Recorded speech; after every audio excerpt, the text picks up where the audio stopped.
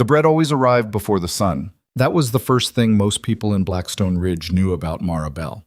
Not her name, not her face, not the particulars of her small life above the bakery on Meridian Street. What they knew was the smell. Warm sourdough, threaded with sage and something faintly sweet, drifting down the valley road in the dark hours before dawn when the only other souls awake were the horses stamping in cold stalls and the creek running fast and black through the canyon below town. She had been making that delivery for 3 years. Same route, same mule, same lantern swinging from the saddle hook, throwing its small orange light against the dark in a rhythm that matched the animal's plodding gait. Up the long valley road, past the Hendersons' fence line, past the old Kavanaugh property with its collapsed barn that nobody had bothered to tear down, and then the final mile to the Granger place, that long, wind-scraped stretch of fenced pasture that sat at the northern end of the valley like a cork in a bottle. Most people in town avoided the Granger place, not out of fear, exactly.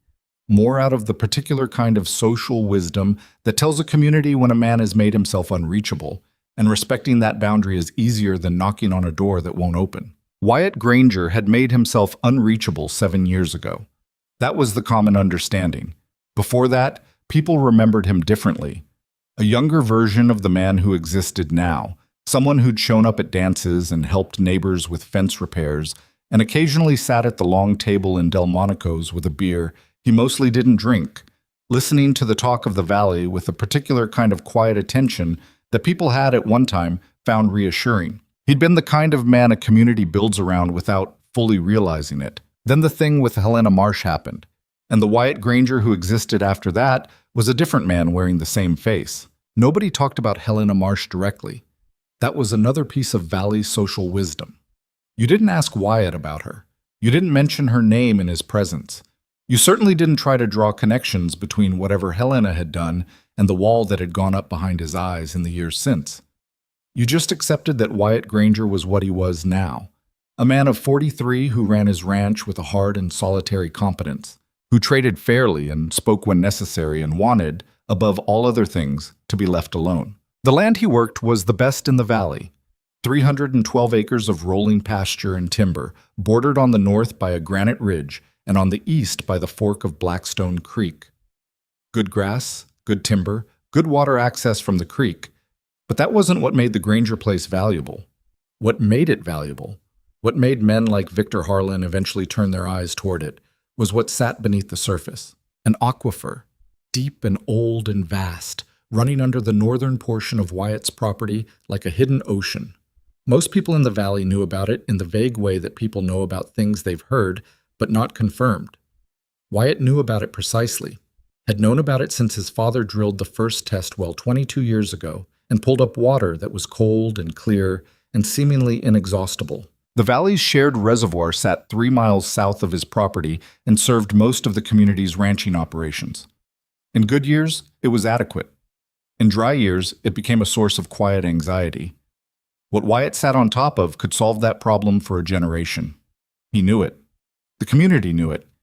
And the men who'd come to his door over the years, with their offers and their projections and their appeals to community spirit, they knew it too. He'd turned every one of them away. Not rudely, as a rule. Wyatt Granger wasn't a rude man. He was a man who had learned, through a specific and instructive kind of pain, that the gap between what people said they wanted and what they actually wanted was wide enough to drive a wagon through. So he listened to the offers, he heard the men out, he looked at the numbers when numbers were presented, and then he said no, and he meant it, and he watched the men leave with the particular unreadable expression that the valley had come to associate with him. Not hostile, not satisfied, just closed. Mara Bell had never made him an offer. That was what made her different. She'd started the bread deliveries 3 years ago, not because she had any particular interest in Wyatt Granger as a person, but because she was expanding her bakery route and the Granger place was the logical endpoint of the northern road. She'd knocked on his door that first morning with 2 loaves wrapped in cloth and a straightforward proposal, a weekly delivery, fair price, no expectation of conversation. He'd looked at her for a long moment in the doorway, this broad-shouldered, plain-faced woman in her mid-30s with flour already dusted along her forearm at 5 in the morning, holding out bread with the business-like manner of someone who had 6 more stops to make and not much time. And he'd said yes. That was unusual. Wyatt didn't say yes to people easily. She came back the following week, and the week after that. The arrangement became a routine. Mara arrived at the gate before first light, left the bread on the post hook where he'd hung an oilskin bag for exactly that purpose, collected the empty bag and the weekly coin he left in a small tin beneath the hook, and continued on her route. They rarely spoke. On mornings when he was already up and moving in the yard, which happened more than she initially expected, he'd raise a hand. She'd raise a hand back. Sometimes, if she'd baked something different that week, she left a small note tucked under the cloth. Rye this week, sourdough next. That was the extent of their communication. But 3 years of small consistencies build something. Mara couldn't have named what it was. She wasn't the kind of woman who spent much time cataloging her own feelings, partly because she didn't have the luxury of time for it, and partly because life had taught her that feelings were provisional things, subject to revision without notice. She noticed that she'd begun to think about whether the bread was good enough before she packed the Granger delivery specifically. She noticed that she listened for any news of Wyatt from the valley without actively seeking it. She noticed most of all that the end of the northern road had stopped feeling like just another stop on a route. She didn't do anything about these observations. There was nothing to do about them. Wyatt Granger was a man who had made his terms known to the entire valley, and she respected those terms. She kept coming. She kept being exactly what she'd been from the first morning: straightforward, reliable, undemanding. What she didn't know was what that meant to him. Wyatt had not meant to start watching for her. It had happened gradually, in the way that significant things often do. So slowly that by the time you've noticed, you've been doing it for months. He was an early riser by habit and by the demands of the ranch, which required his presence before dawn for most of the year. In the beginning, Mara's arrival on his property had barely registered beyond a vague awareness that the bread had been delivered and the tin was light again. But somewhere in the second year, he'd started knowing when she was coming. He couldn't explain it. A shift in the quality of the silence, maybe, or some unconscious tracking of the time. He'd be in the barn or crossing the yard, and he'd think, she'll be here in 20 minutes. And then she would be, the lantern light turning the corner of his fence line with a steady orange glow. He didn't examine this too closely. Self-examination was not a practice Wyatt engaged in willingly. But on the mornings when the cold was particularly vicious or the road would have been difficult in the dark, he found himself thinking about whether she'd made it safely. He started having the gate properly cleared before her arrival in winter. He replaced the oilskin bag when it started fraying without being asked. Small adjustments, nothing that crossed any of the lines he'd drawn. He thought about Helena Marsh less than he used to. That was the other thing he didn't examine. What Wyatt understood, in the practical and unglamorous way he understood most things, was that Mara Bell had somehow gotten into his daily life without trying to. She hadn't knocked on his door with a proposal or a scheme. She hadn't sought his favor or his confidence. She had simply shown up every week with bread and left. And that extraordinary restraint, that complete absence of angle, had done something to the perimeter he'd built around himself that he hadn't fully anticipated. He trusted her. Not completely. Not the way he'd once trusted someone and been shown exactly what that trust could cost. But enough. Enough to find himself looking down the valley road in the early dark and feeling something close to anticipation.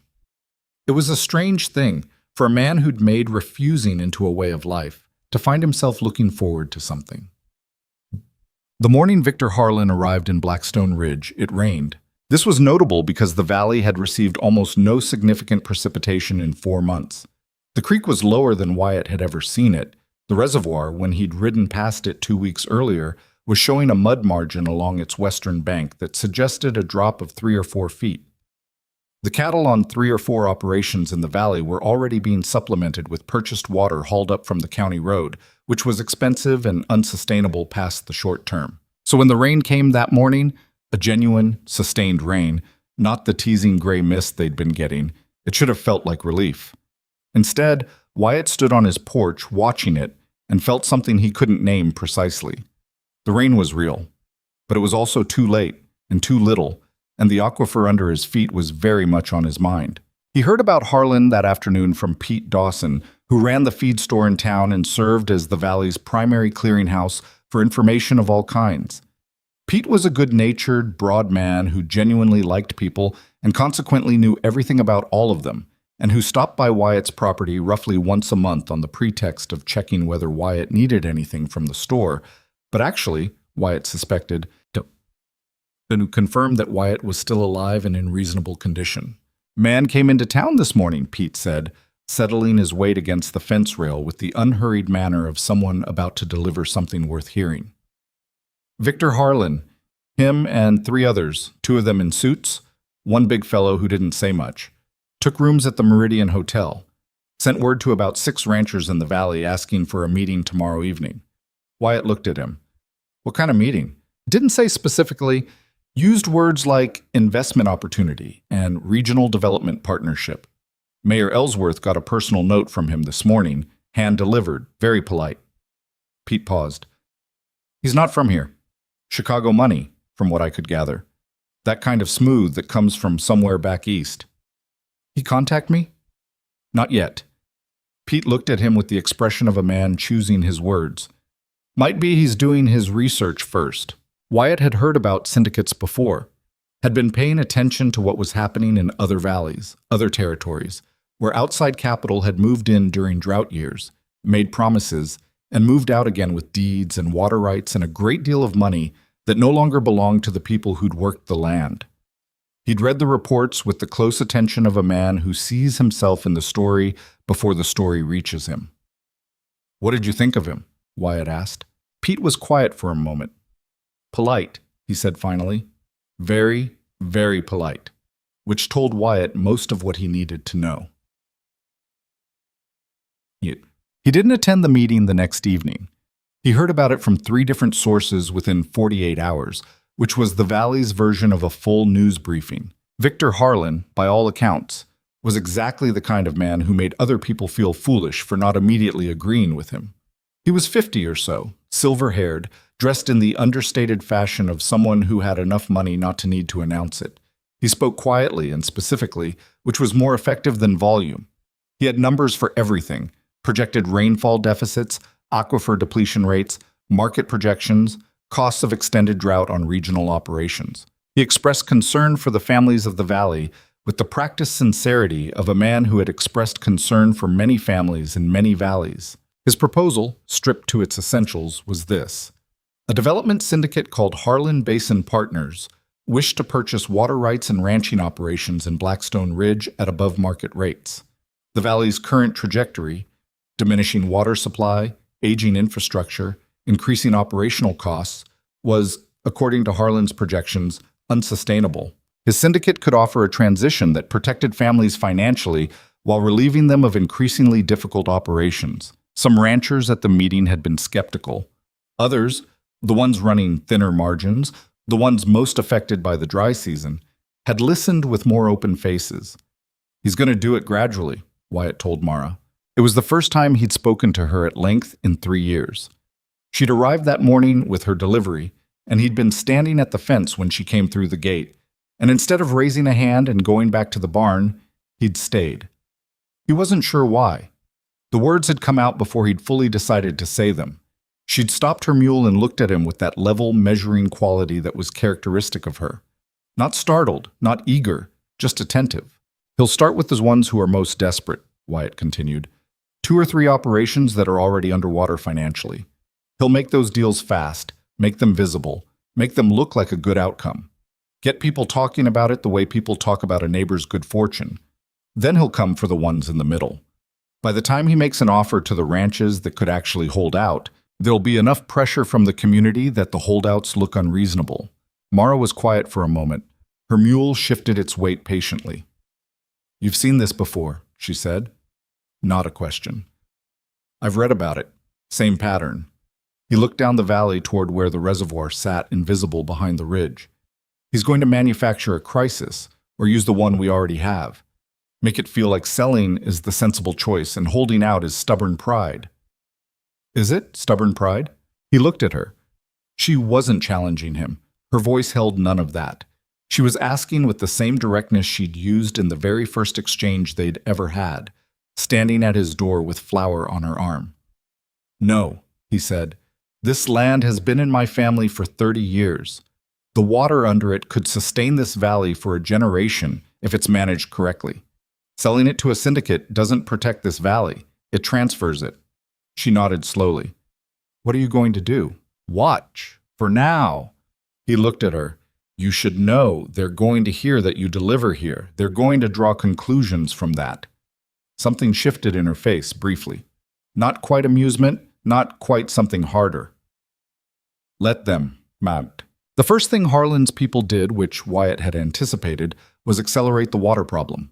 It was subtle. It had to be subtle. You couldn't be obvious about sabotage in a community where everyone knew everyone's business. But over the following 3 weeks, the reservoir began dropping faster than the dry weather alone could account for. 2 ranchers reported finding debris in the inlet channels that fed the reservoir, rocks and packed earth that looked deliberately placed. A section of the eastern fill bank developed a slow but persistent seepage that the community's water committee couldn't fully explain. Wyatt rode the perimeter of his property every other day and found evidence of visitors, horse tracks in the soft ground near his wells, survey stakes driven and then removed, a clear scrape on the lock of his eastern well housing that suggested someone had tried it. He started sleeping with a rifle closer to hand. He didn't tell anyone about this. The rumors about Mara started around the same time. He heard the first one from an unexpected source, Clara Hendricks, who ran the schoolhouse and who was, in the ordinary course of things, one of the more fair-minded people in the valley. Clara stopped him outside Pete's store on a Thursday morning and said, with visible reluctance, that she thought he should know what people were saying. What people were saying was this. Mara Bell had been making the Granger delivery for 3 years specifically because she had her eye on the Granger property. She was, the story went, a calculating woman who had identified an isolated man with significant land holdings and inserted herself into his routine as a strategy. The bread was a vehicle. The early morning visits were a calculated campaign.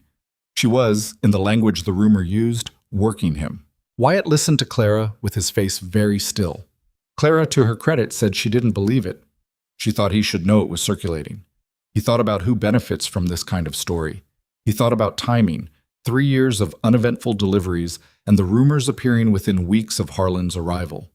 He thought about the particular effectiveness of using a woman's character as a social weapon against a man who had reason to be sensitive about exactly that kind of thing. Thank you, Clara, he said. He went directly to the bakery. Did you shut? Mara was behind the counter when he walked in, serving 2 women he recognized from the southern end of the valley. They looked at him with the particular expression of people who have been in the middle of a conversation they weren't expecting to have interrupted. Mara looked at him with the expression of someone who had been expecting this visit and was deciding how to conduct it. I'll be just a minute, she said, finishing the transaction with the 2 women, who left with their parcels and a great deal of curiosity barely contained. The bakery was warm and smelled exactly as he would have expected, bread and coffee and something spiced. It was a small space, functional, the walls lined with shelves that held the organized clutter of a working operation. A photograph behind the counter, an older man, broad-faced, something recognizable in the set of the jaw. You've heard, he said. Yesterday. Her voice was even. She was wiping down the counter with a cloth, and she didn't stop doing it while she spoke. Mrs. Albright told me. She was not subtle about it. It's not true. She looked up. I know it's not true. I'm telling you I know it's not true. She studied him for a moment, the cloth stilled in her hands. That's... She stopped. Adjusted. Thank you for that, Wyatt. It was the first time she'd used his name. He noticed this. It's a tactic, he said. Harlan's people are trying to isolate the resistance. I've been the most visible, so they go after the people near me. The goal is to make you untouchable to me socially. Make it cost me something to be associated with you. Does it? Cost you something? He thought about it honestly, which he had to, because she was looking at him with those level eyes, and she would know if he was being diplomatic. It complicates things, he said. It doesn't change them. She put the cloth down. I want to tell you something. About my father. He waited. She turned and looked at the photograph on the wall. His name was Thomas Bell. He spent 12 years surveying the mountains north of the valley. Before I was born, mostly, and then again when I was young. He was looking for water sources, old channels, underground routes, Anything that might supplement the valley in a dry year, she paused. He never got anyone to listen to him. The valley was doing well then, and people don't look for solutions to problems they don't have yet. What did he find? She reached under the counter and brought out a leather-bound book, worn at the edges, the cover creased with use. She placed it on the counter between them. He found a mountain tunnel, an old one, natural formation, partially blocked by a collapse decades back. He believed it once carried water down into the valley from the snowpack above the ridge. He made notes, sketches. He mapped the approach route. Wyatt looked at the book. He didn't touch it yet. He died 4 years ago, Mara said. He left me this. I've read it enough times that I have parts of it memorized. I never knew what to do with it. It seemed too uncertain, too much work for a maybe. She met his eyes. But the reservoir is down 6 feet since spring, and there are men in town who want to tell us the land isn't worth keeping. He picked up the book. The handwriting inside was dense and precise. A man's careful notation, cross-referenced, dated. The sketches were detailed, rock formations, elevation markers, the shape of the passage as Thomas Bell had found it. At the back, a series of water flow calculations that suggested, if the blockage were cleared, a rate of delivery that would have been extraordinary. Wyatt turned pages without speaking. Mara didn't fill the silence, which he was beginning to understand was one of her more significant qualities. This would take more than 2 people, he said finally. Yes. If Harlan finds out we're looking at this, he'll move faster. Yes. And if we're wrong about what's in here, if the tunnel is gone, if the water isn't there, we'll have spent everything on a gamble and still lost. Yes, she said it without flinching. All of that is true. He closed the book and set it down carefully. Outside, through the bakery window, the valley ran south in its dry autumn colors, brown and gold, and the particular flat gray of a sky that was thinking about weather. Somewhere under all of it, under the rock and the pasture and the centuries of accumulated living, water moved through channels that predated every human claim on this land. Can I borrow this? You can keep it, Mara said. It was meant to be useful. The next 2 weeks were the strangest of Wyatt's recent memory, and his recent memory contained some genuinely strange material. Harlan made his first public purchases. 2 operations on the southern end of the valley, both struggling, both accepting offers that were, as advertised, above current market value. The transactions were completed quickly and announced in the Valley paper with the kind of language that made them sound like relief rather than acquisition. The families who sold were presented as having made wise decisions. The implication was clear to anyone reading with attention. The wise ones were getting out while the getting was good. 3 more ranchers received personal visits from Harlan or his representatives. Wyatt heard about all of them. The offers were generous, the pressure was gentle, and the underlying message in each case was the same. The valley's water situation was only going to get worse, and there was no cavalry coming. Meanwhile, Wyatt read Thomas Bell's notes every evening and began making trips into the northern foothills. Alone, on horseback, moving along the routes Bell had mapped, looking for the features the notes described. A particular granite shelf, a formation Bell called the Broken Tooth, a dry creek bed that led northeast into the ridge. He found the shelf on the 3rd trip, the Broken Tooth on the 5th, the dry creek bed on the 7th. The entrance to the passage was smaller than he'd expected and partially overgrown, a dark slot in the rock face, barely wide enough for a man's shoulders, angled into the hillside at a descent. Bell's notes described as gradual but consistent. He stood at the entrance for a long time, listening. From somewhere inside, very faint, the sound of moving air. He went back to town and found Mara. I found it, he said. She looked at him across the bakery counter with an expression he hadn't seen on her before, something close to the breaking of a long tension. You're sure? As sure as I can be without going all the way through. He paused. The passage is blocked about 40 feet in, from what I could see with a lantern. A collapse. Could be old, could be older. The notes say the main chamber is beyond the blockage. There's no way to know the condition without clearing it. How much clearing? I don't know yet. Could be a few tons of rock, could be more. He set Bell's notebook on the counter, open to the relevant page. Your father thought there were 2 significant blockage points before the main channel. He marked them here. She looked at the page for a long moment. We'll need men. Yes. And we'll need to trust those men not to talk until it's done. He met her eyes. Harlan has people listening in this valley. I don't know who, but I know they're there. The moment word gets out about what we're doing, he'll move to stop it. Legally, if he can get there in time. Possibly otherwise. Who do you trust? He thought about it. Pete Dawson, Tom Riley from the Northern Quarter. He's not selling, and he knows it. The Vasquez brothers on the Middle Fork. Maybe 2 or 3 others. He paused. It's not enough for the work. We'll need more people. I know people, Mara said. The bakery hears a lot. There are families in this valley who aren't in a position to hold out financially, but who haven't sold and don't want to. They need a reason to hold. She looked up from the notebook. Give them a reason and I think you'd be surprised.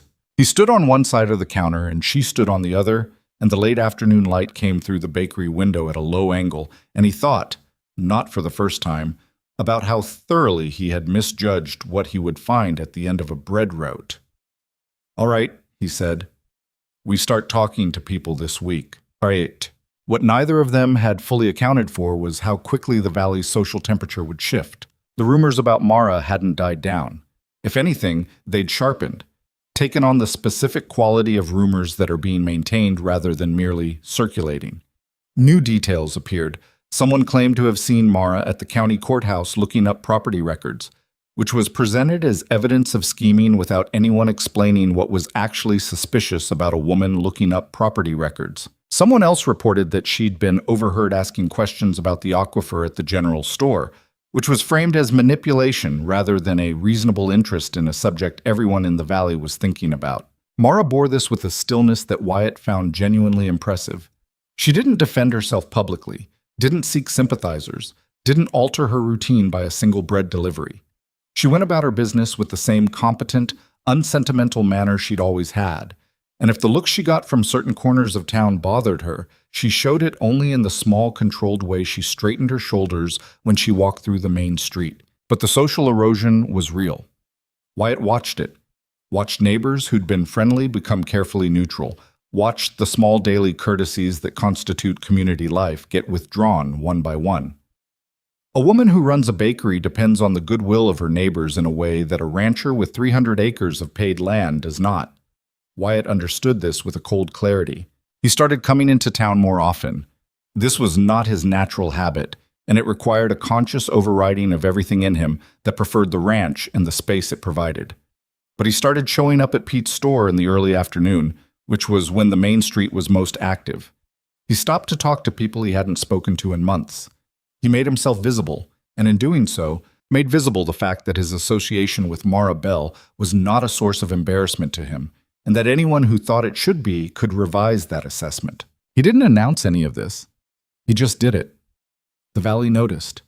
The valley always noticed. You don't have to do that, Mara told him, on a morning when he'd ridden in specifically to walk with her to Pete's store on the pretext of picking up supplies he didn't urgently need. I know, he said.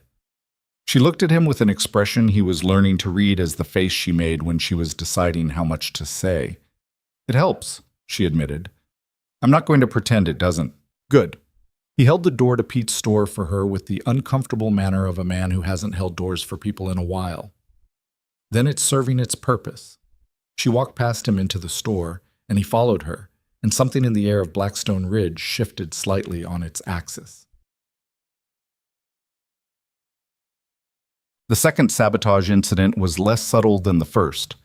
On a Monday morning in late October, 2 ranchers in the valley's middle quarter found their irrigation intake systems blocked, not with debris this time, but with a thick clay compound that had been packed deliberately into the inlet pipes overnight.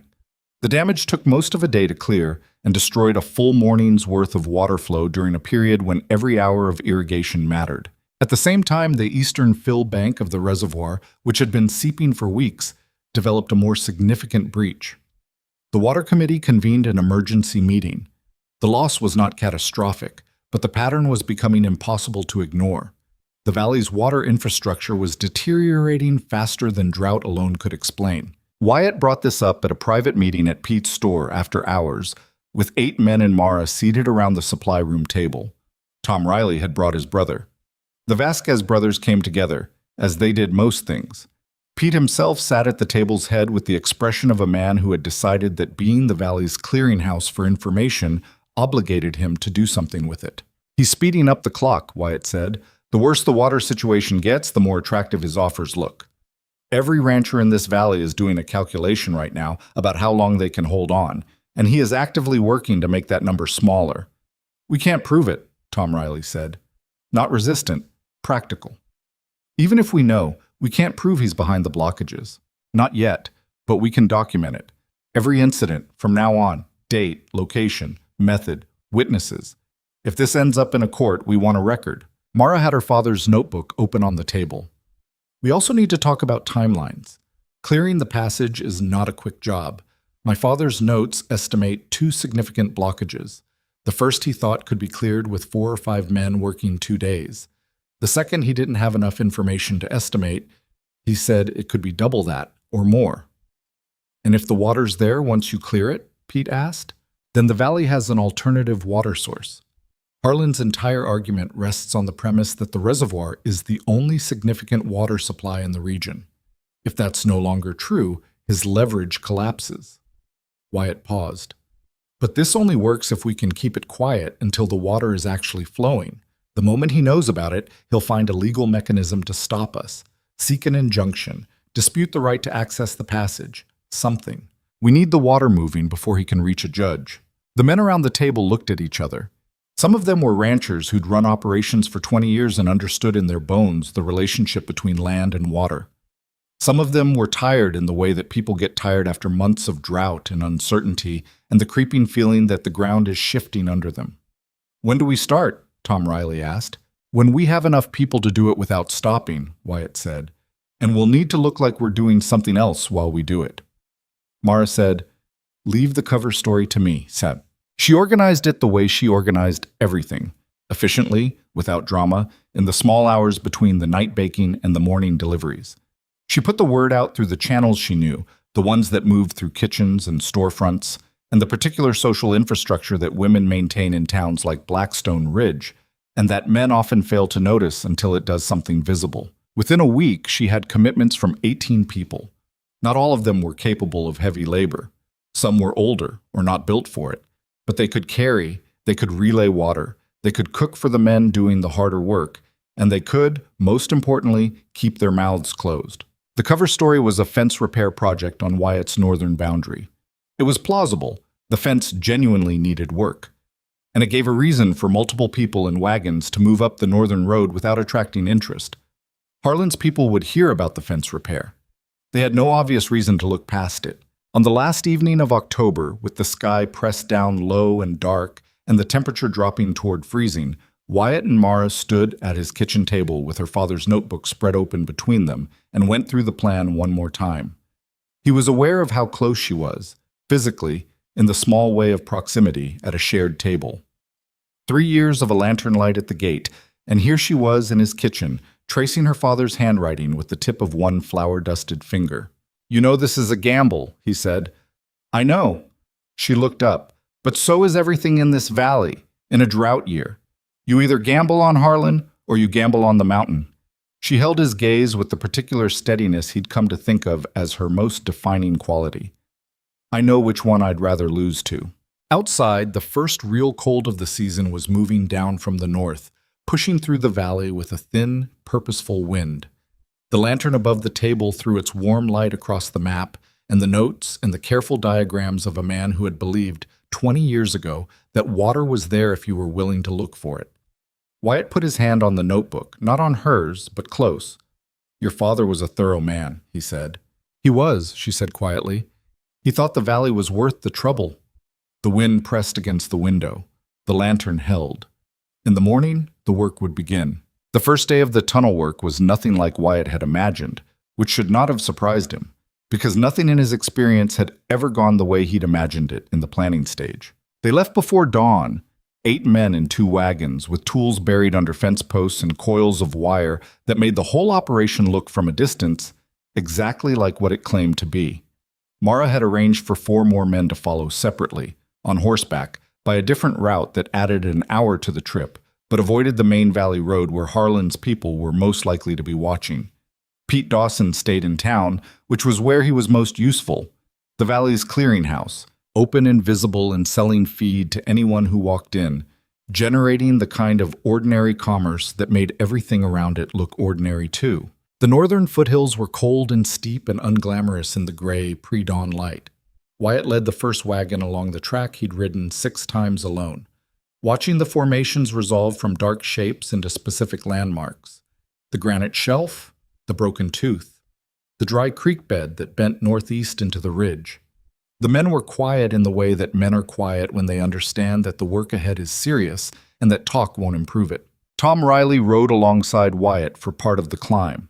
He was a lean, deliberate man in his 50s who ran his ranch the way he ran everything, carefully, with an eye toward what could go wrong.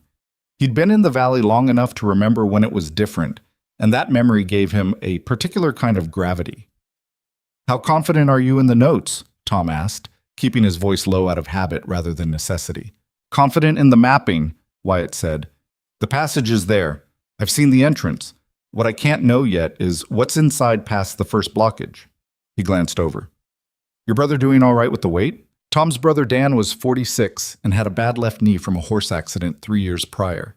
He'd insisted on coming. "He'll manage," Tom said, with the tone of a man who knows arguing with family is less efficient than accepting the inevitable and keeping an eye on the situation.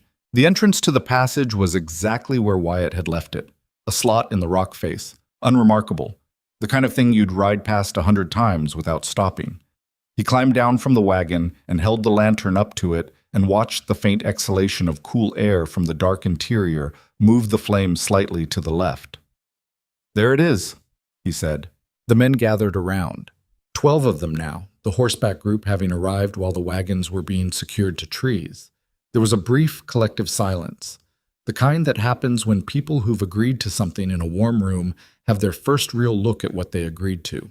"Smaller than I expected," one of the Vasquez brothers said. His name was Cord, the younger one, and he had the particular combination of broad shoulders and compact intelligence that made him valuable in confined spaces. "The entrance narrows and then opens again according to the notes," Wyatt said. Bell estimated the main passage at about 6 feet high in the clear sections. Wide enough to work in, barely. He looked at the group. "We go 2 at a time for the first assessment.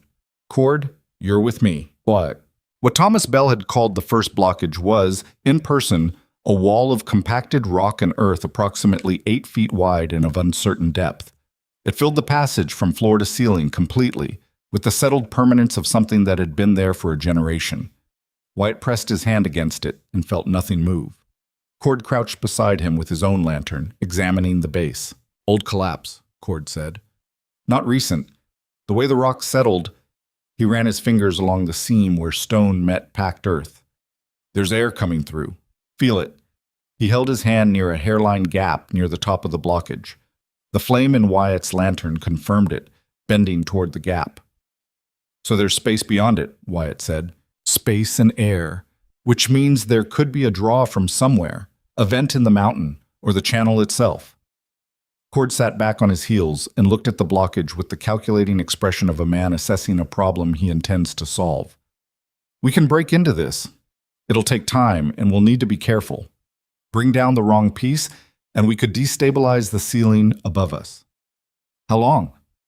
Cord was quiet for a moment. 2 days, if we're smart about it. Maybe 3. They worked in 2-hour rotations, 2 men in the passage at a time, the others resting outside or managing the wagons and the horses, and the ongoing performance of fence repair that was proceeding with genuine if unhurried effort along the northern boundary. The November cold was, in this one respect, useful. Men covered in rock dust and sweat were less conspicuous when they looked like they'd been doing hard outdoor work. The physical reality of breaking rock in a confined passage was miserable. There was no good way to describe it that didn't require experiencing it.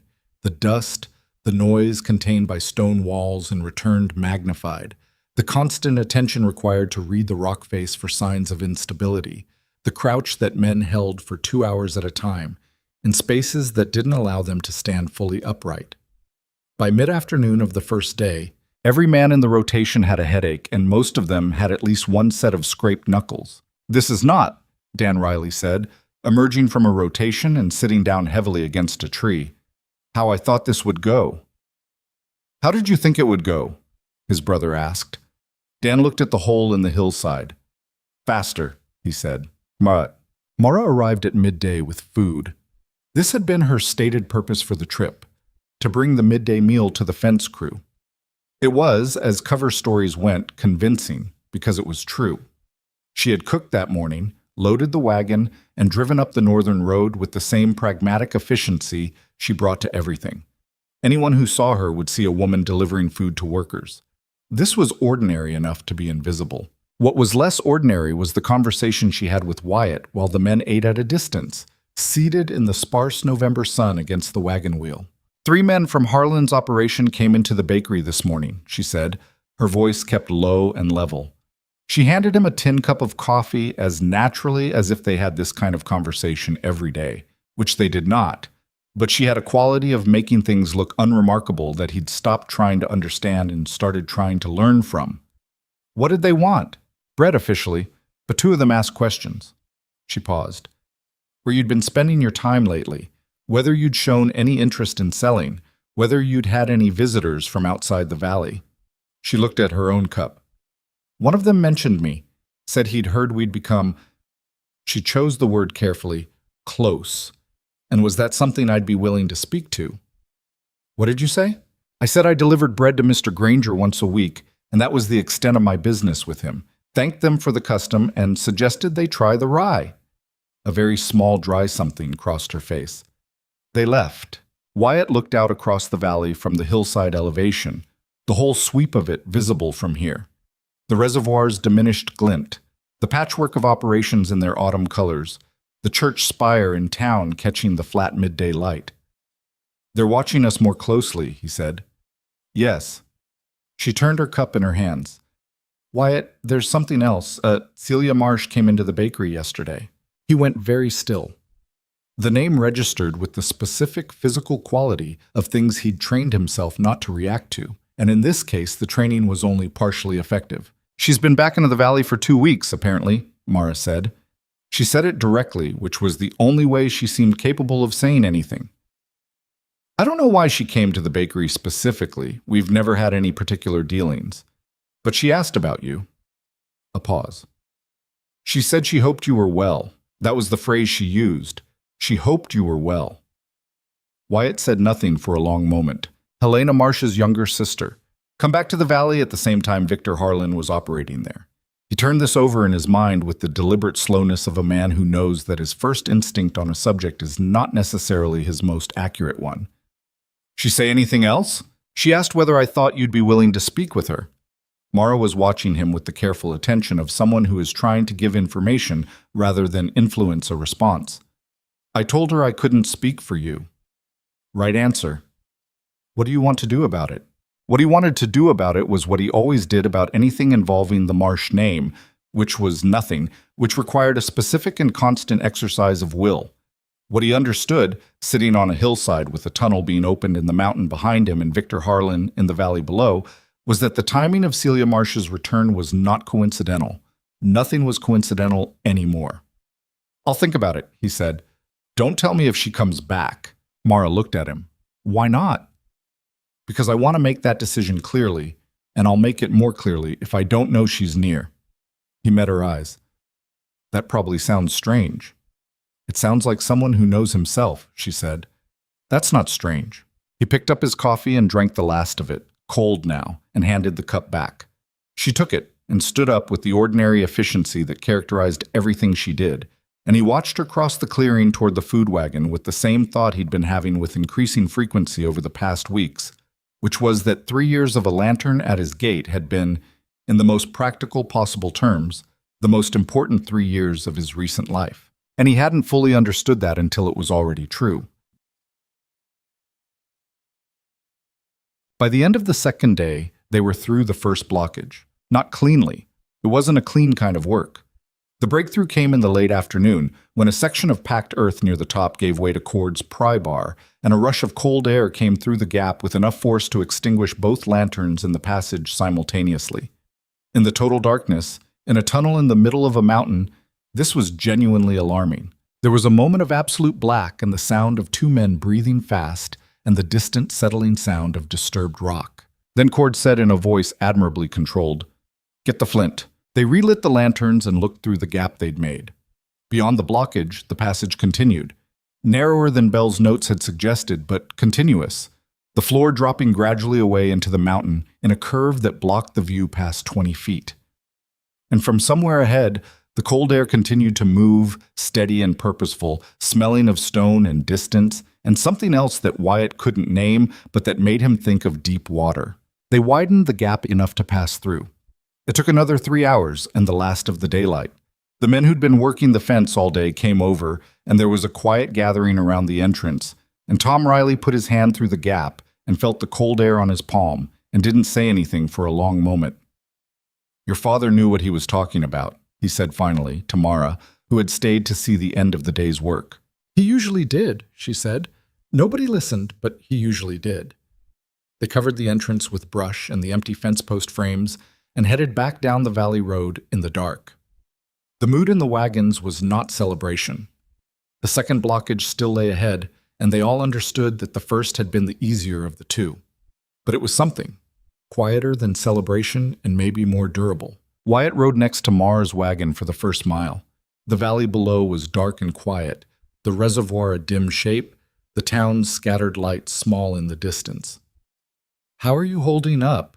he asked. She thought about it, which he appreciated. She didn't have the habit of reflexive reassurance. "Tired," she said, "and worried about the pace. If we need 4 days for the second blockage, that's time Harlan has to move. Pete says there's been no unusual legal activity, no filings.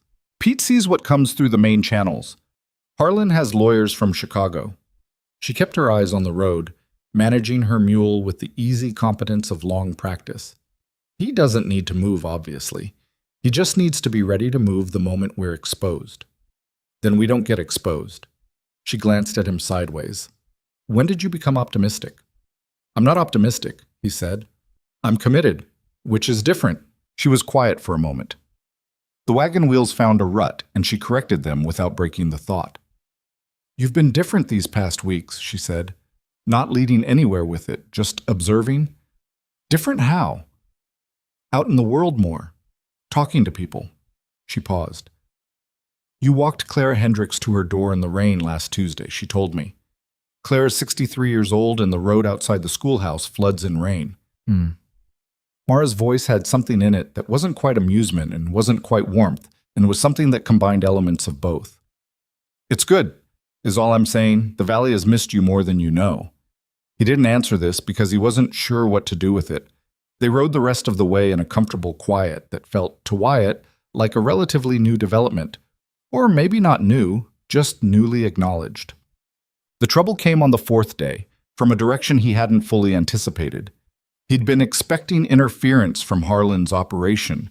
He'd been watching for it, had Pete watching for it, had his eyes on the legal landscape.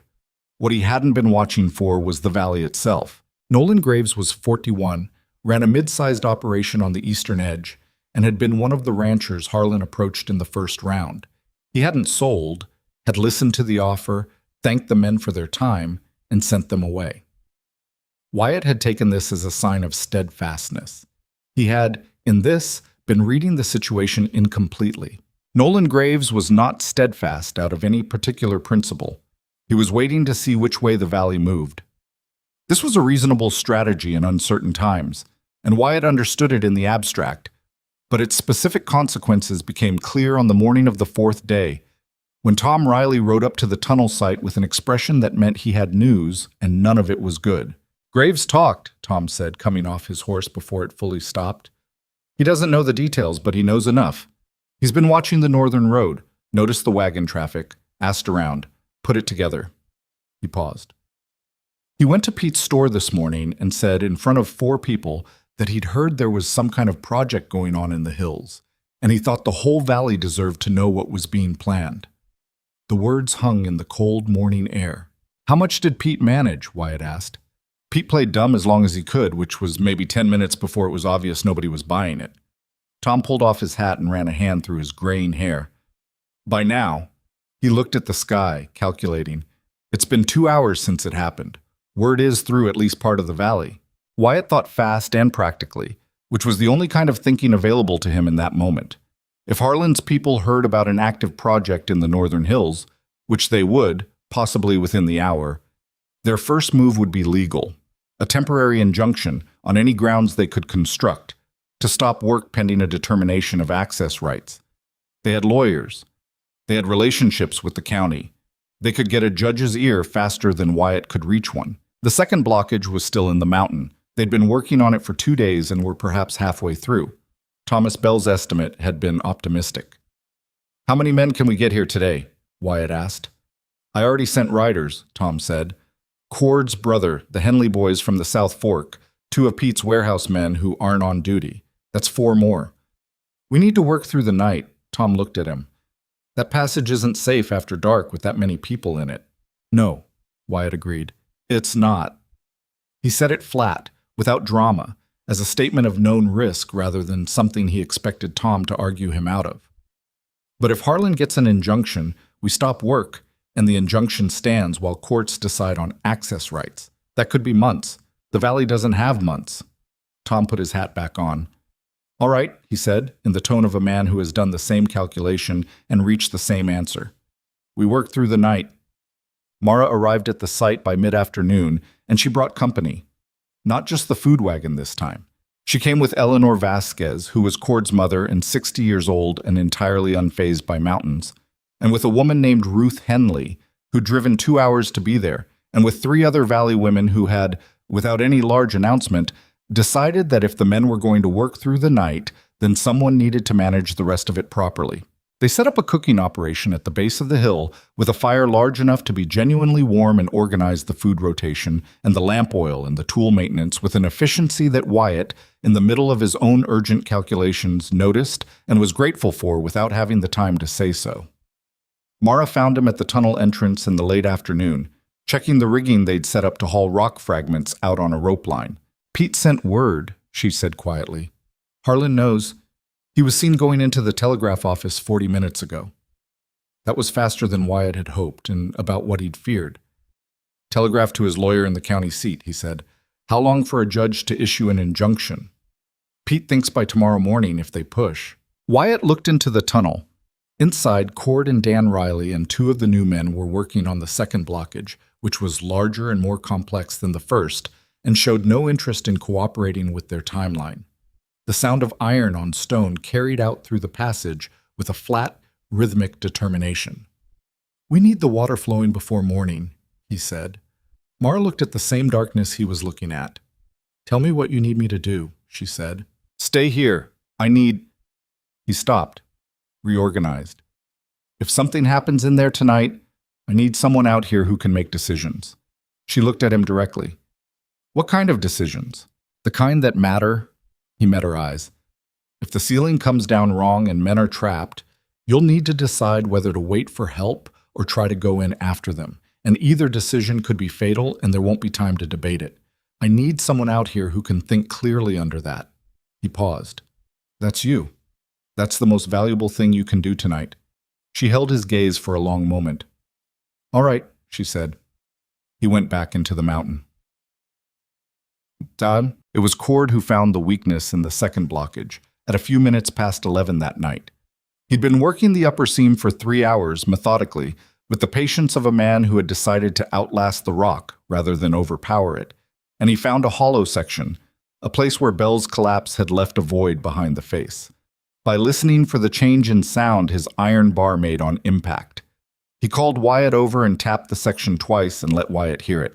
"If we go in through here," Cord said, indicating a spot roughly at shoulder height, "we destabilize the face, but we might get through faster than working the base." He held his lantern up. "Or it comes down on us." "What does your gut say?" Cord was quiet. He pressed his flat palm against the rock, feeling for something Wyatt couldn't fully see. "There's a shelf structure in the formation above the void. I think it'll hold, but I can't promise it." He looked at Wyatt. "My gut says go, but my gut has been wrong before." "Mine too," Wyatt said. "Go." What happened next was not clean or dramatic in the way that things are clean and dramatic in stories. It was loud and dangerous And there were 2 moments when the ceiling gave sounds that sent all 4 men scrambling backward toward the previous section, crouching low with their arms over their heads while stones settled above them. The second of those moments lasted long enough that Wyatt genuinely thought the mountain had decided the question for them. But the shelf held. Cord's reading had been right. The face gave way in a rough cascade that filled the passage floor with debris, and beyond the fall of rock, in the jittering lantern light, the passage continued. And the air that came through was different. Colder, faster, and carrying with it a sound that it took Wyatt several seconds to correctly identify. Water. Moving water, somewhere ahead in the dark of the mountain. He stood in the rubble and listened to it and felt something come apart in him. Not a collapse, not the release of tension he might have expected, but something closer to a complicated grief. For Thomas Bell, who'd found this 20 years ago and been told it didn't matter. For the valley below, dry and anxious and being slowly purchased by a man with Chicago money and a well-dressed disregard for what that valley meant to the people in it. For the 7 years he'd spent refusing everything, including some things that hadn't deserved refusing. "You hear that?" Cord said quietly. "Yes," Wyatt said. They cleared enough of the debris to pass through in under an hour, which was the most efficient single hour of the entire operation. On the other side of the second blockage, the passage widened into a chamber approximately 20 feet across, its walls wet and dark and shining in the lamplight. And from the far end of that chamber the sound was unmistakable. A stream, underground, running in the direction of the valley. Thomas Bell had been right about all of it. They came out of the mountain at 2 a.m, and Mara was exactly where Wyatt had left her. At the fire, awake, with Eleanor Vasquez on one side of her and a cold cup of coffee on the other. She stood up when she heard them on the path, and she read whatever was on their faces from 30 feet away, because she didn't wait for him to speak. "It's there," she said. Not a question. "It's there," Wyatt said. She put her hand over her mouth. Just briefly. It was the least composed he had ever seen her, and it lasted perhaps 4 seconds before she lowered her hand and became herself again, practical and clear-eyed, and said, "How long to open the channel into the valley?" "Half a day's work, maybe more. The underground stream needs to be routed. The connection to the valley side isn't automatic. Bell's notes describe it, but we haven't confirmed the exit point yet." He sat down by the fire heavily, because his legs had decided it was time. "We have until morning before Harlan can get an injunction." The fire crackled. The mountain above them was dark and still and keeping its several thousand-year-old secrets with the same indifference it had always had toward human urgency. "Then we go back in at first light," Mara said. Wyatt looked at her across the fire. Her face was lit in the orange and shadow of it, tired, determined, already moving through the night toward the morning. "At first light," he agreed. The cold settled in around them. The valley below lay waiting. The first light came cold and flat across the ridge. The kind of November dawn that offers no comfort. Just gray light replacing black dark, the shapes of things emerging from nothing with a reluctance that matched the mood of the men who had slept in 2-hour shifts by the fire and were now standing up stiffly, breathing steam into the sharp air, preparing to go back into the mountain. Wyatt had not slept. He'd tried, for one of the 2-hour rotations, lying on his side with his coat over him and his eyes closed, but his mind would not stop running calculations. Time to complete the channel routing. Time for Harlan's lawyer to reach the county judge.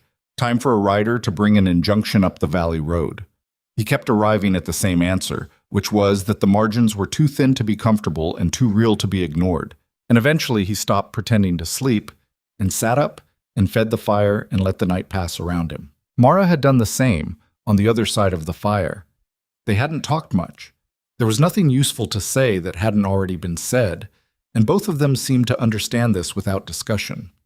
Around 3 a.m, she'd handed him a piece of bread from the food wagon without asking whether he wanted it, and he'd eaten it without thanking her, and somehow that exchange had been more comfortable than most of the conversations he'd had in the past several years. Now, in the gray dawn, she stood at the tunnel entrance with her father's notebook open to the page that described the exit routing, the path the water would need to be directed to reach the valley. Thomas Bell had mapped 2 possibilities. The first was a natural fracture on the eastern face of the ridge that, if the blockage above it were cleared, could direct flow down into the dry creek bed that ran southeast into the valley floor. The second was more ambitious. a directed channel through the base of the ridge that Bell had partially excavated decades ago and then abandoned when the valley showed no interest. He went back to the second option twice, Mara said, her voice rough with the night's cold. She traced the notation with her finger. He crossed it out and then re-annotated it with better calculations. I think he kept believing it was the better route even after nobody would fund it. Cord looked over her shoulder at the sketch. He'd slept 3 of the 2-hour rotations and looked the most functional of anyone present, which was not objectively very functional. The fracture route is faster to open, but Bell's second channel gives better volume and a more reliable flow direction. If we're going to build something that lasts, we don't have time to build something that lasts, Wyatt said. Not harshly. It was just the situation. We have time to get water moving, the fracture route. If it works, we can improve the infrastructure later. If it doesn't work, we'll know quickly enough to try the second. Nobody argued with this, because it was correct and the sun was coming up. But the fracture Wyatt was looking for was on the eastern face of the ridge, approximately 60 feet above the tunnel exit, and accessible by a traverse along a natural ledge that Bell had described in the notes, with the specificity of a man who had climbed it himself. Bell had been 38 when he made those notations. Wyatt was 43 and had been awake all night, and the ledge was narrower than described and covered in a thin, treacherous film of frost. Tom Riley had suggested sending Cord instead. Cord was younger, more agile, and had the relevant experience from the tunnel work. I know where I'm looking, Wyatt said. Cord doesn't. You could describe it. Tom. Wyatt checked the rope he'd tied around his waist, which was attached to a fixed point above the ledge entrance.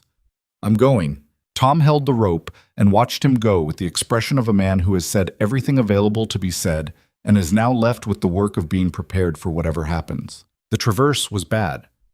Not impossible. Bell had done it without a rope, but bad enough that Wyatt spent most of it with his face pressed against cold granite and his hands finding holds by touch rather than sight. The frost didn't help. His boots found traction where they could and lost it twice in ways that left his heart in a location somewhat north of its usual position. Below him, the hillside dropped away sharply toward the tree line. He didn't look at it more than once.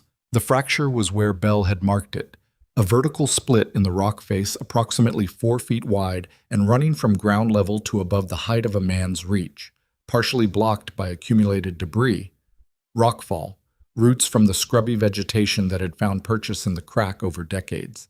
A packed accumulation of pine needles and compressed organic matter that had effectively sealed the lower portion. He pressed his hand against the debris and pushed. It gave slightly. He could feel dampness behind it. He got his pry bar in. He'd carried it on his back for the traverse, which had been miserable, and worked at the lower portion. The debris broke apart in chunks, damp, compressed, releasing a smell of old earth and mineral water as it came free. He worked for 15 minutes on the ledge, careful to maintain his footing, clearing the lower half of the fracture, and then he stood back and watched. Nothing happened for a long moment. Then a thin line of water came through the cleared gap, dark with mineral content, running down the rock face. Then a wider line. Then the fracture sighed and the debris in the upper portion gave way, and the water came through with a pressure and a sound that Wyatt felt in his chest. Not a trickle, not a slow seep, but a genuine flow, cold and persistent, and pouring down the eastern face of the ridge toward the creek bed below. He got himself back along the traverse faster than he'd gone out, because the flow was wetting the ledge, and he had no interest in testing his rope, and came back to the group with his hands shaking slightly from the cold and the residual focus of the climb. "It's running," he said. The water reached the dry creek bed in under 2 hours. It was not a flood. It was not spectacular. It came down the rocky face in a broad sheet that narrowed as it found the creek channel, running over stones that hadn't been wet in months, dark at first with disturbed sediment, and then clearing to the particular clarity of mountain water, cold enough to ache. The sound it made in the dry creek was the best sound anyone on that hillside had heard in a long time. Cord went knee-deep in it and stood there with an expression on his face that he clearly wasn't aware of. Open, unguarded, the face of a man who has done something that matters and knows it and hasn't yet arranged it into something more composed. "It's real," he said, to no one in particular. "Your father's work is real," Tom Riley said to Mara, who who was standing at the creek bank with her arms crossed and her eyes moving along the flow, reading the water's behavior, measuring it against the sketches in the notebook. She didn't respond for a moment. When she did, her voice was even, but there was something underneath it that required the evenness to contain. He spent 12 years on this, died thinking nobody would ever use it. She paused. I want to be glad, and I am glad. It's a complicated morning. Tom put a hand briefly on her shoulder, the practical comfort of an older man who has known his share of complicated mornings, and she accepted it without pulling back. Wyatt watched this from slightly apart and understood that what Maribel did with grief was the same thing she did with everything else. Carried it without putting it down, functioned around it, and reserved the right to feel it fully in her own time and on her own terms. He understood this in the way that people understand things about others that resemble things about themselves. How long before it reaches the valley floor? He asked, because there was still a great deal between a flowing mountain creek and a valley water supply, and because the morning was not over. A few hours for the water to work down the full channel length, Cord said, coming out of the creek. The bed is blocked in 2 places lower down. Debris, not rock. My brother can clear those in an hour each. He looked at Wyatt. You need to be in town. I know. If Harlan's lawyer has been in contact with the judge since last night, I know, Wyatt said again. He looked at Mara. Are you staying here? Until the channel is clear to the valley. She met his eyes. Go. We have this. He went. The ride down the valley road took 40 minutes, and Wyatt spent most of it in the particular focused blankness that settles on a person when there is nothing useful to think about until they arrive somewhere. He pushed the horse harder than he should have on the frozen road, and arrived in Blackstone Ridge with the animal blowing steam and his own face numb from the wind. Pete Dawson was at the feed store door when Wyatt came up the main street, and the expression on Pete's face told him something had already happened. Ryder came through an hour ago, Pete said, as Wyatt swung down. Carried a document from the county courthouse. Injunction on a request from Harlan Basin Partners, citing unauthorized modification of natural water sources on public land. Temporary, pending a full hearing. He paused. It's addressed to you specifically. Wyatt stood there for a moment. The street was quiet in the early morning. A few people moving, a wagon at the general store, smoke from the hotel chimney. Normal. The valley proceeding with its ordinary business while something decisive happened at both its northern end and its legal infrastructure simultaneously. Who delivered it? Harlan's man, the big one who doesn't talk much. Pete lowered his voice. Harlan himself is at the hotel, has been since last night. Word is he knows about the tunnel. Of course he does. Wyatt folded the injunction document and put it in his coat. Where's the valley's circuit judge? Hendricks County, 3 hours ride. I need a lawyer faster than that. Martin Glover is in town. He practices out of the valley. Does property work mostly. He's not a litigator. He's what we have. Martin Glover's office was above the dry goods store, 2 rooms that smelled of paper and old coffee. Glover himself was 60, slight, with the narrow eyes of a man who had spent decades reading documents for the precise location of problems. He read the injunction in silence while Wyatt stood across the desk from him, still in his outdoor coat, still carrying the night's worth of tunnel work on his face and hands. This is based on a public land access claim, Glover said, setting the paper down. They're arguing the fracture site is on public land, which gives them standing to seek a halt on the modification work. Is it public land? The ridge boundary is not clearly settled. Your property line runs to the base of the ridge on the northern face. The fracture is on the eastern face. Whether that puts it inside or outside your boundary is a genuine legal question. Glover looked up. This injunction, as written, is temporary. It requires you to halt work pending a full hearing. If you ignore it, the water is already flowing, Wyatt said. Glover blinked. I beg your pardon? The water is already flowing. We opened the fracture this morning. It was running before this rider left the county courthouse. He held Glover's gaze. What does the injunction say about activity that has already occurred? Glover picked up the document again. He read with a different attention now, the focused quality of a man reconstructing an argument in real time. An injunction to halt can only halt ongoing or future activity, he said slowly. If the modification is already complete, if the water is already in the natural channel, He trailed off, working through it. They would need a different legal mechanism to reverse a completed act. A restoration order, which requires a full hearing and a showing of harm. He looked up again. That is considerably harder to obtain quickly. How hard? Weeks, minimum. Months, more likely, if you contest it. Glover set the paper down again with the deliberate care of someone placing a piece in a new position. Mr. Granger, are you certain the water is running? I left a creek running an hour ago. By now it's working its way down the valley channel. Wyatt looked at the document on the desk. The injunction is moot. The injunction is... Glover paused, choosing precision. The injunction addresses a situation that no longer exists in the form described. He was quiet for a moment, the professional quiet of a man thinking rather than feeling.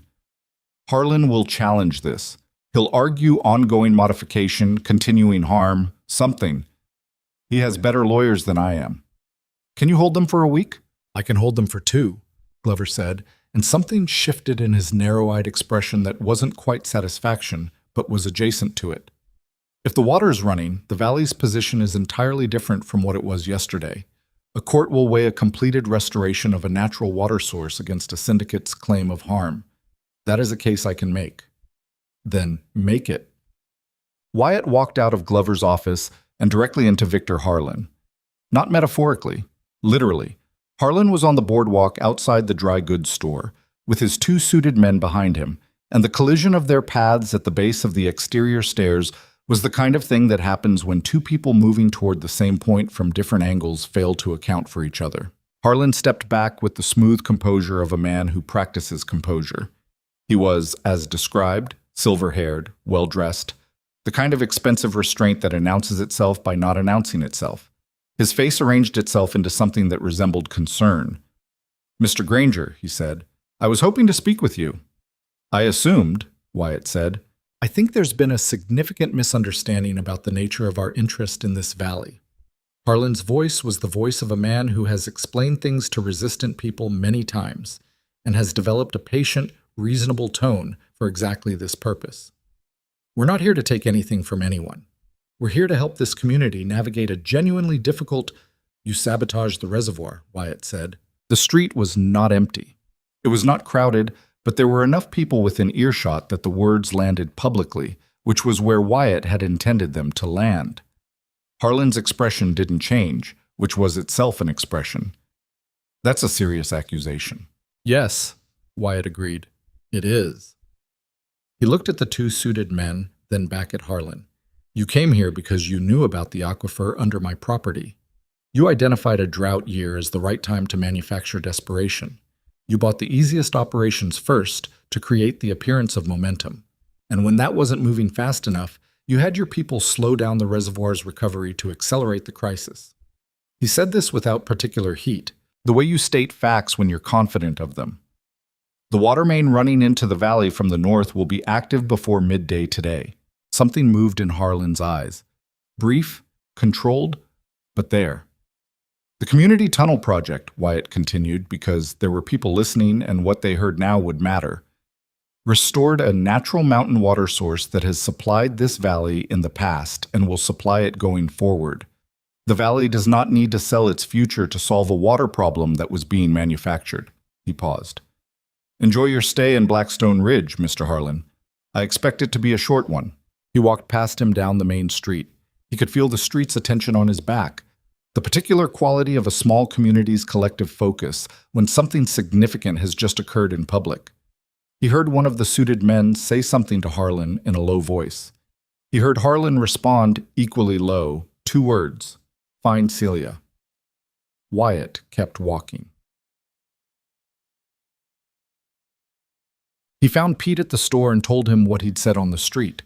Pete listened with the expression of a man calculating how quickly this was going to travel through the valley's information network, which was very. You put it out there, Pete said. Needed to be out there. Wyatt sat down on the stool behind Pete's counter, which he'd never done before, and which represented, in its small way, a significant change in his relationship to Pete's store. He's going to go after Celia Marsh now.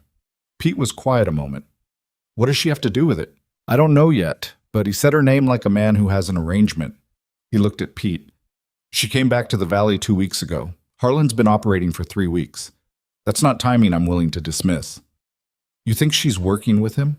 I think she's connected to him somehow. I don't know the nature of it. He paused.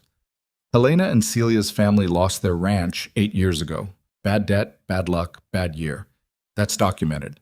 If Harlan found Celia somewhere, offered her something, money, a recovered position, in exchange for information about the valley's water situation, about me specifically, he stopped. It would explain some things. Pete thought about this with the long, honest attention he gave to most things. Even if that's true, what does it change? The water is running. Glover has the legal situation contained for now. It changes how exposed Mara is, Wyatt said. The rumors about her, those didn't start by accident. Someone with specific knowledge about how to come at me started them. Someone who knew that the particular nature of my history would make that approach effective. He looked at the wall above Pete's counter, the hand-lettered price boards, the ordinary evidence of ordinary commerce. If Celia gave Harlan that information, those rumors have a source, and a source can be named. The bell above the store door rang, and Tom Riley's youngest boy came in at a near run, breathing hard, delivering news the way 17-year-olds deliver news, all urgency and imprecision. Mr. Granger, my father says to tell you, the water hit the lower channel. It's running.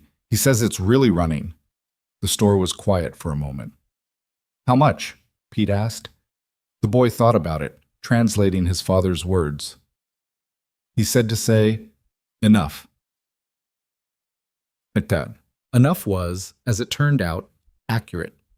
By the time Wyatt rode back up the valley road with Pete beside him, and 2 other men who'd attached themselves to the convoy out of the particular human compulsion to be present when something significant happens, the lower creek channel was running visibly.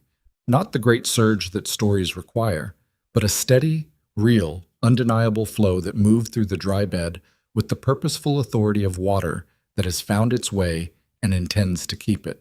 Cord was standing at the confluence where the creek met the valley's main irrigation inlet, and he had done something that Wyatt had not expected. He was crying. Not dramatically. Cord was not a dramatic man, just standing there with the water running over his boots and his face doing something he clearly hadn't planned for it to do. His brother stood next to him, not saying anything, which was the right thing. Mara was at the inlet gate, talking to Tom Riley with a focus that suggested she'd been there for a while and had moved past the feeling stage into the work stage. When she heard the horses, she looked up, and her eyes found Wyatt's across the distance between them, and something passed between them that neither of them, in the ordinary way of things, would have been able to name precisely. He rode to her. How much flow? He asked, because that was the question, and she would know the answer. More than the lower reservoir inlet at current levels, she said. Not enough to fill the whole system independently, but enough to support the valley's operations through the dry season with the reservoir at its current level. She looked at the water with the particular expression of a woman doing rapid assessment. If the snowpack cooperates in winter, the creek will run stronger. By spring, we could be in a genuinely different position. Glover thinks he can hold Harlan's legal challenge for 2 weeks minimum. 2 weeks is enough time to document the flow rate, establish the channel as a legitimate water source, and file a counterclaim on the sabotage. She looked at him. The sabotage is the key. If we can prove that in court, Harlan's entire operation in this valley collapses. The ranchers who sold under duress would have legal standing to challenge those transactions.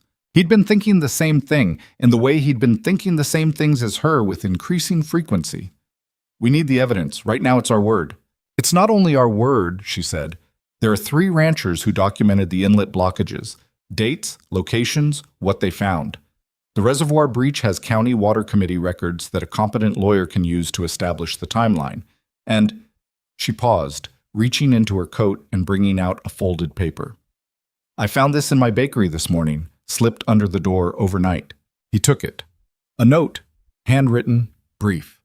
The inlet blockages on October 14th and 21st were done by men working for R. Stills, who is employed by Harlan Basin Partners. I can give you names. Meet at the old Kavanaugh barn at sundown if you want them. Come alone. It was unsigned. Wyatt read it twice. Could be genuine. Could be a way to get me isolated. I know. Mara looked at the water running in the channel. But if it's genuine, we need those names. I'm not going alone. No, she said immediately. You're not. He looked at her. She was already thinking through the logistics. He could see it in the set of her face, the slight forward lean of a person running plans in parallel. 3 years of bread deliveries, and here she was standing at a mountain-fed creek that shouldn't have existed by any measure of what the valley had been told it could expect, working through what came next with the same unhurried competence she brought to everything. You should know, he said. I heard Harlan say Celia Marsh's name this morning. He said it like someone he has access to.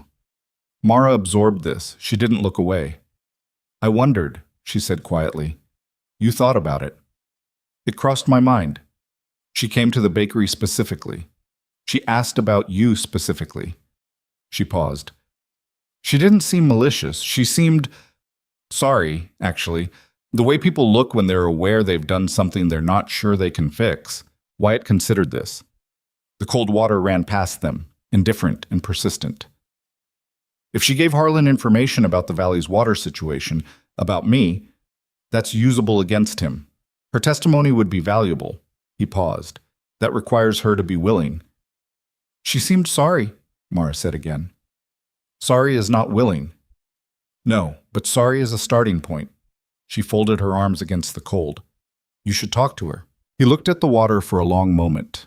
The water that Thomas Bell had found and mapped and believed in for 12 years while nobody listened. The water that was now running through a channel that 15 people had broken themselves to open, in the dark, in a mountain, with an injunction on its way and a syndicate trying to buy the valley out from under itself. After sundown, he said. First the Kavanaugh barn, then Celia Marsh. He looked at Mara. I need you at the barn. I'll be there, she said. The creek ran on beside them, cold and steady and real. The Kavanaugh barn had been empty for 11 years. The family had sold and moved on in the dry season of a previous decade, and the barn had passed through 2 brief ownerships that did nothing with it before settling into its current state of functional abandonment. Roof intact, walls standing, the kind of structure that persists not because anyone maintains it, but because it was built well enough to outlast the people who needed it. The valley used it the way communities use empty spaces. As a reference point, a meeting landmark, occasionally as emergency shelter for cattle during bad weather.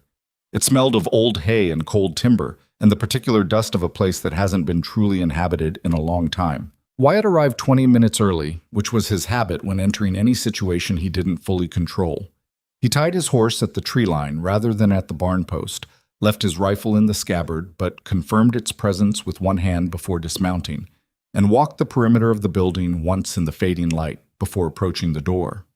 Mara had come separately by a route that brought her around the back of the property, and she was already inside when he entered, standing to the left of the door in the shadows, which was where he would have positioned himself. Anything? He asked quietly. Someone's been here recently. Fresh tracks at the side entrance. She kept her voice low. 1 horse, I think. Could be 2. They waited. The last of the evening light came through the gaps in the western wall in thin orange lines, and then those faded too, and the barn settled into a darkness that was broken only by the faint ambient glow of a clouded sky through the gaps in the roof boards. Outside, the wind had come up, a cold, seasonal wind that moved through the valley with purpose, carrying the smell of possible snow. The side door opened at 20 minutes past sundown. The person who came through it was a woman, medium height, slight, moving with the careful attention of someone who has checked the approach multiple times and is still not fully confident in what they're walking into. She carried a small lantern with the shutter mostly closed, putting out barely enough light to navigate by, and she stood in the doorway for a long moment before stepping fully inside. Mr. Granger, she said. Not a question. She'd seen him in the faint light, or heard him, or simply expected him. Miss Marsh, Wyatt said. Celia Marsh was 35, 6 years younger than her sister had been when Wyatt knew her. The resemblance was there, the same strong jaw, the same particular set of the eyes. But where Helena had been all surface confidence, Celia had something raw about her. She opened the lantern shutter a few degrees more and looked at Wyatt, and then at Mara standing to his left, and something in her face adjusted. I didn't know you'd bring someone, she said. You sent an unsigned note, Wyatt said. I wasn't coming alone. A brief pause. Fair enough. She looked at Mara with an expression that was complicated and not hostile and not comfortable, and said, "Miss Bell, I want to say the things that were being said about you in town were not true, and I knew they weren't true, and I didn't correct them when I should have. I'm sorry for that." Mara received this without visible surprise, which suggested she'd been expecting or had at least considered it. "All right," she said with the evenness she gave most things. It wasn't forgiveness exactly, and it wasn't dismissal.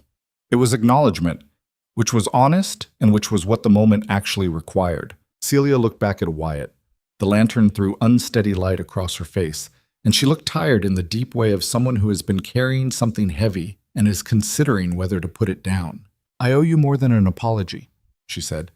"I owe you an explanation, and probably a reckoning with what that explanation cost you." She paused. "Victor Harlan found me in Mill Haven, where I'd been living for 4 years. He knew who I was. He knew about Helena and about the ranch, and about what happened between you and my sister." She stopped, started again. "He made it sound like research, investing in a region, due diligence, understanding the community relationships. He asked about you specifically, your history, what you would and wouldn't respond to, what your vulnerabilities were." She kept her eyes on Wyatt's face, which took a particular kind of steadiness. "I told him. I told him about Helena. I told him about the aquifer and your position on selling. I told him what I knew about how to approach you and how to come at you indirectly." A pause. "He paid me for it. I needed the money. That doesn't excuse it. I'm telling you so you understand what you were dealing with." The barn was very quiet. The wind outside pressed against the walls in irregular gusts. Wyatt was aware that his response in this moment was something he needed to manage carefully. He had a substantial and long-standing well of feeling about the Marsh family and what it had cost him, and that well was not empty, and the smart thing to do was not reach into it right now when there was useful information available if he stayed level. "The rumors about Miss Bell," he said, "those came from information you gave him?" "Yes." He asked specifically what would create distance between you and anyone you'd gotten close to. "I told him." She stopped. Her voice had developed an unsteadiness she was working to contain. "I told him that you responded to direct loyalty and that the way to shake your confidence in someone was to make that loyalty seem self-interested. I gave him the vocabulary. He used it." She looked at Mara. "I'm sorry, I didn't know you. I didn't think about you as a person." "I thought about it as information about him." Mara said nothing for a moment, then, "What changed? Why are you here?" "Because I've been watching what he's doing, and I understand now what I was part of." Celia looked at her hands around the lantern. The inlet blockages. The reservoir breach. There are families in this valley who are losing everything, and the crisis they're losing to was manufactured, and I gave the man who manufactured it the tools to make it work. She looked up. "I can give you names. The man who organized the physical sabotage is called Ray Stills. He's done this kind of work for Harlan in 2 other valleys before this one. I have dates and methods. I have a letter Harlan sent me 3 months ago that outlines the acquisition strategy in terms that would be useful to a court." She reached into her coat. "I brought copies." She extended a folded sheaf of papers toward Wyatt. He looked at them without taking them immediately. "Why copies?" he asked. "Because the originals are with a lawyer in Mill Haven who has instructions to file them with the territorial court if anything happens to me." She held his gaze. "I'm not naive about what it means to give evidence against Harlan." He took the papers. They spent an hour in the Kavanaugh barn going through what Celia had brought. The letter was the most significant piece. It was dated 3 months prior, addressed to Celia in Harlan's hand, and it described the Blackstone Ridge acquisition strategy in the kind of frank terms that businessmen sometimes use in private correspondence when they're confident the correspondence will stay private. It referred to the reservoir as the leverage point. It referenced the drought conditions as a useful accelerant. It mentioned Wyatt by name and described the approach to be used, the social pressure, the community manufacture, the isolation strategy, in terms that were clinical and thorough and would read very badly in front of a judge. Mara read it twice, standing in the lantern light with the focused expression she brought to Thomas Bell's notebooks. "This is enough," she said quietly. "Combined with the sabotage documentation and the rancher testimonials, this is enough to open a formal investigation." It's enough if it's authenticated, Wyatt said. In a court, Harlan's lawyers will challenge the provenance. I'll testify, Celia said, from where she was sitting on an old stallboard across the barn. She said it with the flatness of someone who has made a decision they intend to keep. I'll give a sworn statement. I'll appear in court if it comes to that. I understand what I'm doing. Wyatt looked at her across the barn. The weight of the history between the Marsh family and himself was there in the air between them. Not resolved, not erased, just sitting where it sat. A fact about the world that didn't need to be litigated right now. I need to know something, he said. Not for the court. For myself. She waited. Was Helena part of it? When she... He stopped, chose precision. When Helena came to me 7 years ago, the things she said, the way she positioned herself, was that Harlan? Was she working an angle even then? Celia's face went through something that he couldn't fully read. No, she said finally. That was Helena being Helena. She wanted the aquifer. She wanted the ranch. She wanted you because those were attached to you, and she convinced herself that was enough of a reason. A pause. That's not better, I know. I'm not trying to make it better. Harlan had nothing to do with Helena. She did that on her own. He nodded once, that was all. Mara, who had been standing very still during this exchange, said, We should go. We've been here long enough.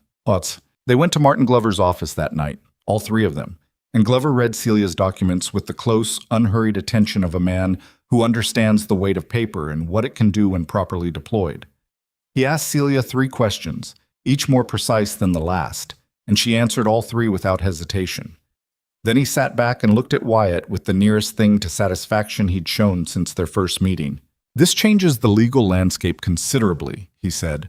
A letter of this nature, combined with documented testimony, moves this from a property dispute to a fraud and criminal sabotage proceeding. That is above the county court level. That goes to the territorial court, and at that level, Harlan's local relationships don't provide the protection he's been relying on. How long to file? I can have a preliminary filing ready by tomorrow afternoon. The injunction on your water project becomes moot in the context of the broader proceedings. You don't stop a river to adjudicate a fraud case. He looked at his hands on the desk.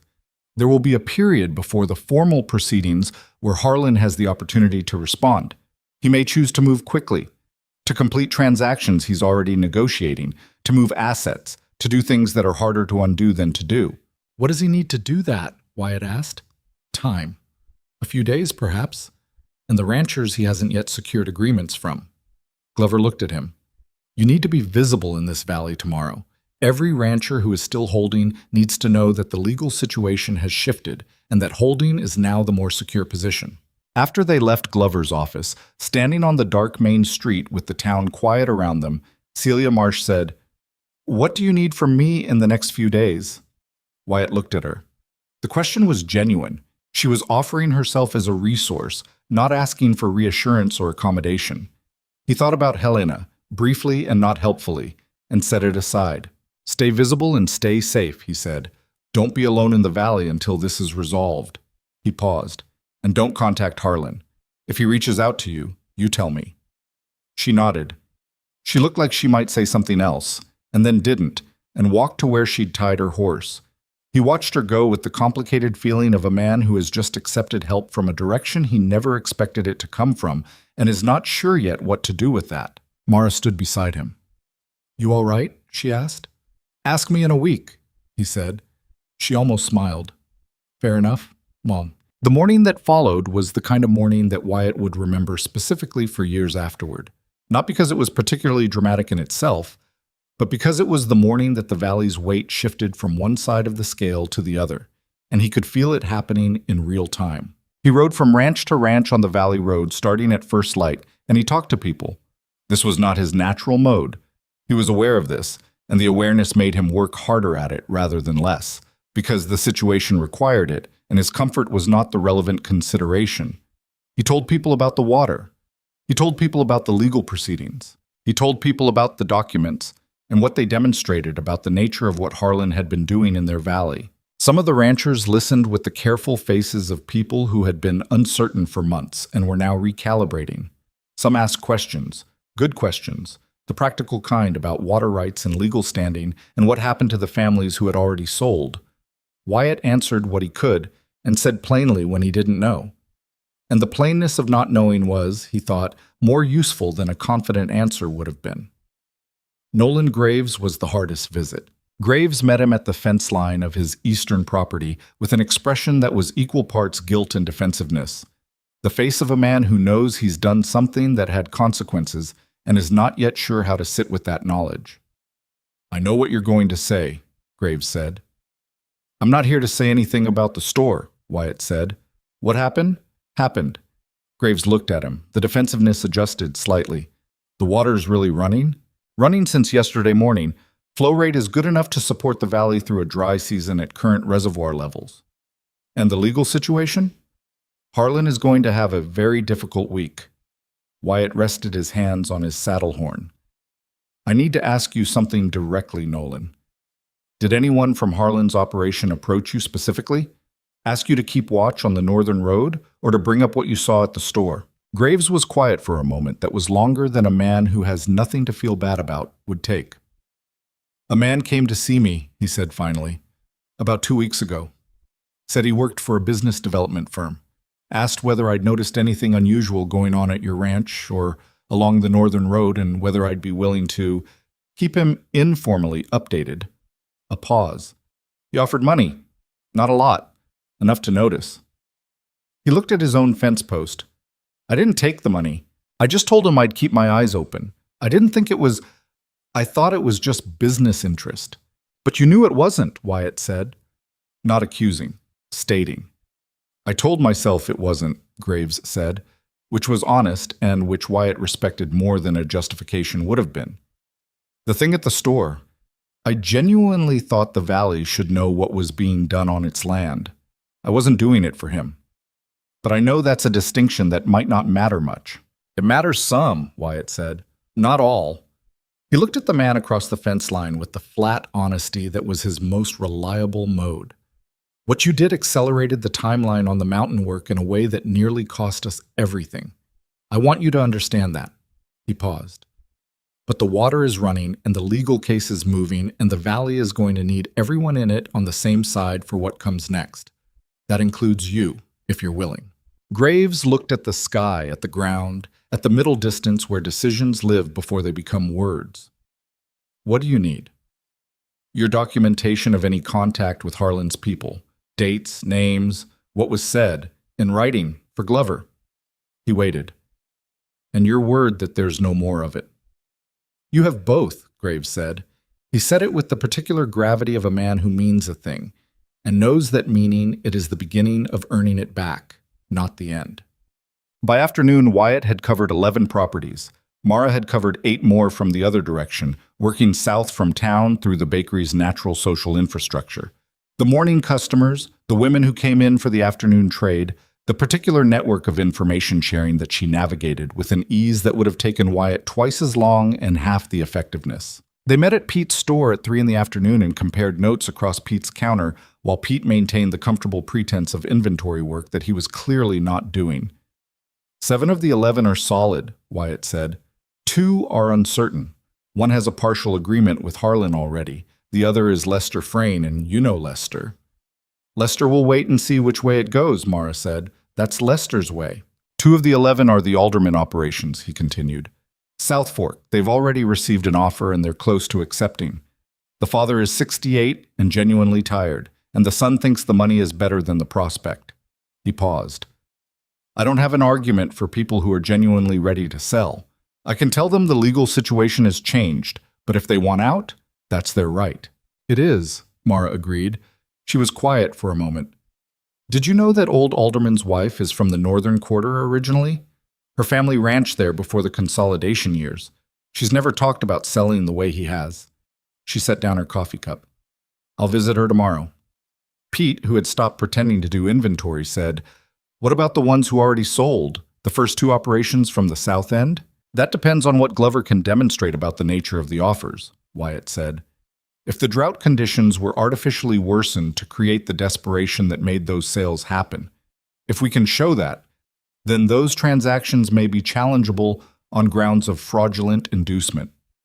He paused. It's a long road. There's no quick fix for what's already been done. Those families need to know they have options, Mara said. Even if the options are slow. Glover will reach out, Wyatt said. I asked him to. He's good enough to know the difference between what he can promise and what he can pursue. The store was quiet for a moment. Outside, the main street traffic moved with its ordinary rhythm. Wagons, horses, people on foot conducting the business of a late autumn afternoon.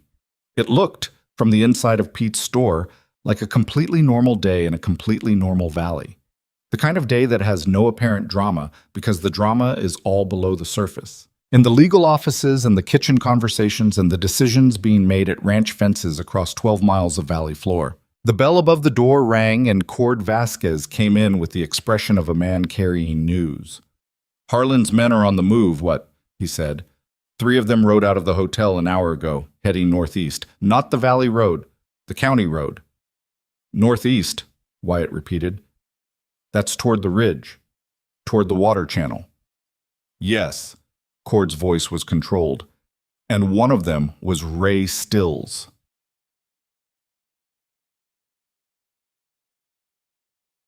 The name landed with its specific weight. Ray Stills, the man Celia had named as the organizer of the physical sabotage. If he was heading toward the mountain channel with 2 others at this hour of the afternoon, the available explanations were limited. Pete, Wyatt said, already moving toward the door. Send for Tom Riley and the Henley boys. Tell them to come armed and to come north. How far ahead of you are they? Mara asked Cord. An hour, maybe more. She was already moving around the counter. My horse is faster than Wyatt's. She said it matter-of-factly. Let me ride ahead and watch where they go. I won't engage, just watch. Mara, Wyatt started. I know the northern road better than any of them, she said. I've been riding it before dawn for 3 years.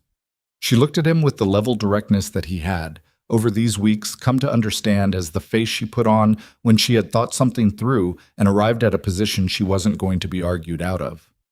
I'll be careful. You bring the others. He looked at her for a moment, the kind of moment that has weight in it, the kind that accumulates over time into something that matters. Don't get close, he said. I won't, she said, and went. Chart. Wyatt rode fast and thought faster, working through what Stills and 2 men could accomplish at the mountain channel in the time before he arrived with reinforcements. The fracture opening couldn't be easily undone. It was a natural formation now running along its own gravity, and blocking it again would require more work than 3 men could do quickly. But the lower creek channel, where the water fed into the valley inlet, that was a more vulnerable point. Debris, a deliberate obstruction, something designed to redirect or block the flow at the critical junction. 3 men with the right materials could set that up in an hour. He also thought about what Stills might be trying to accomplish beyond the practical. If this was a rearguard action, Harlan moving to demonstrate that the valley's new water source was not, in fact, reliable, then the goal might not be permanent damage. It might be demonstration. Show the valley that the mountain water could be interrupted, that the channel was vulnerable, that the choice between Harlan's offer and the mountain gamble was not as clear as the past 2 days had made it seem. It was not a stupid strategy. It was the strategy of a man who was losing and knew it and was looking for a way to reset the terms of the argument. He caught up to Mara's trail at the base of the northern foothills, where the road narrowed and the valley widened behind him. She'd left a marker, a piece of cloth tied to a fence post at the junction, which they'd agreed on beforehand, pointing left toward the creek channel rather than straight on toward the tunnel site. The creek channel. He'd been right. He found her horse tied at the tree line 30 feet off the road, and Mara herself crouched behind a granite outcropping above the creek bank, watching 3 men work below in the fading afternoon light. She didn't turn when she heard him approach. She'd heard his horse before he arrived and had assessed it as him, which told him something about how focused her attention was. He crouched beside her and looked. Stills was a large man, as described, broad through the shoulders, working with the economical efficiency of someone who has done physical labor for long enough that it requires no conscious effort. He and his 2 men had brought materials in their saddlebags, timber pieces, a coil of rope, what looked like a canvas sack of the packed clay compound that had been used in the inlet blockages weeks earlier. They were constructing a diversion at the point where the creek bent toward the valley inlet gate. Not a full block, but a directed obstruction that would redirect flow away from the inlet and toward a low point in the terrain that ran east, away from the valley, into a drainage that went nowhere useful. "How long do they have?" Wyatt murmured. "They've been working about 20 minutes, maybe another 40 before it's effective." She paused. "They don't know I'm here." He looked at the three men, at the work they were doing, at the light going flat and gray above the ridge. He thought about Tom Riley and the Henley boys, who were an hour behind him at best. "3 of them," he said. "One of me." 1.5, Mara said. He looked at her. "I can handle a tool," she said plainly, "and I can be loud when the situation calls for it." He almost said something dismissive and stopped himself, because it would have been reflexive rather than reasoned, and she was right on the facts. He thought about the actual options. Waiting for reinforcements meant the diversion was complete and effective and would require its own removal work before the water was restored. Moving now meant 3 against 2, with the advantage of surprise and elevated position. "We don't need to fight them," he said. "We need to hold them until Tom gets here." He paused. "I'm going down. You stay high. If things go wrong, you're more useful here than involved." "Define wrong." "More than 2 of them come at me at once," he said. "If that happens, you make enough noise that they think there are more of us." She looked at him with the expression of a woman who recognizes a compromise when she's being offered one. "All right," she said. He stood up from behind the rock and walked down the bank. Stills heard him at 30 feet and turned. The 2 other men stopped working and turned as well. 3 sets of eyes on Wyatt coming down the rocky bank in the last of the afternoon light. "You'd be Stills," Wyatt said. The big man straightened. He had the measured quality of someone assessing a situation without telegraphing the assessment. "Don't know who you're talking about," he said. Sure." Wyatt stopped at a distance that was outside arm's reach, but inside the range where conversation required less than a raised voice. He looked at the diversion work they'd done, about 60% complete by his estimate. "That's a lot of effort for something that's not going to hold." "Seems to be holding fine," one of the other men said. He was younger than Stills, with the posture of someone who defaults to aggression when uncertain. "For tonight, maybe," Wyatt said. "Water finds its way. You block it here, it goes around in a week. You'd know that if you were from a valley that runs water instead of a city that buys it." He kept his voice conversational. He was watching Stills, not the younger man. Stills was the one whose decision would determine what this became. "The legal case against your employer is filed as of this afternoon, territorial court level. Everything done in this valley in the past 2 months, the inlet blockages, the reservoir breach, it's all documented." Stills said nothing. He was watching Wyatt with the flat, professional attention of a man running calculations. "You've done this work for Harlan before," Wyatt said. 2 other valleys, from what I understand. Maybe you'd like to know that one of those valleys has an open proceeding, and that your name is now in documents that will be in front of a territorial judge." He paused. "I'm not a lawman. I'm not threatening you. I'm telling you what the situation is, which is something your employer apparently didn't see fit to do." The younger man looked at Stills. Some communication passed between them that didn't require words. "Walk away from this one," Wyatt said quietly. "Finish it, and you've added to a case that's already built. Walk away, and you're a man who was hired to do work and stopped when he understood the consequences. That's a different position." He let that sit for a moment. "This valley's water runs where it runs. You can't change that tonight." Stills looked at the diversion work. He looked at Wyatt. He looked at the ridge above the creek bank, and Wyatt knew, in that moment, that Stills had seen Mara. Had probably seen her the moment Wyatt started talking, because Stills was the kind of man who checks his sight lines. The calculation was complete.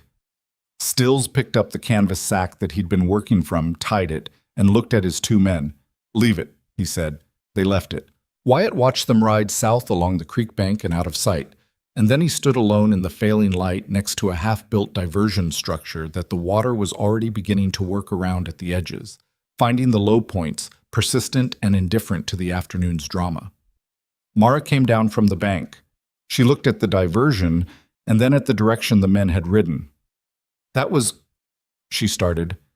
"Don't say smooth," he said. "I was going to say lucky," she said. "That's fair." They looked at each other in the near dark.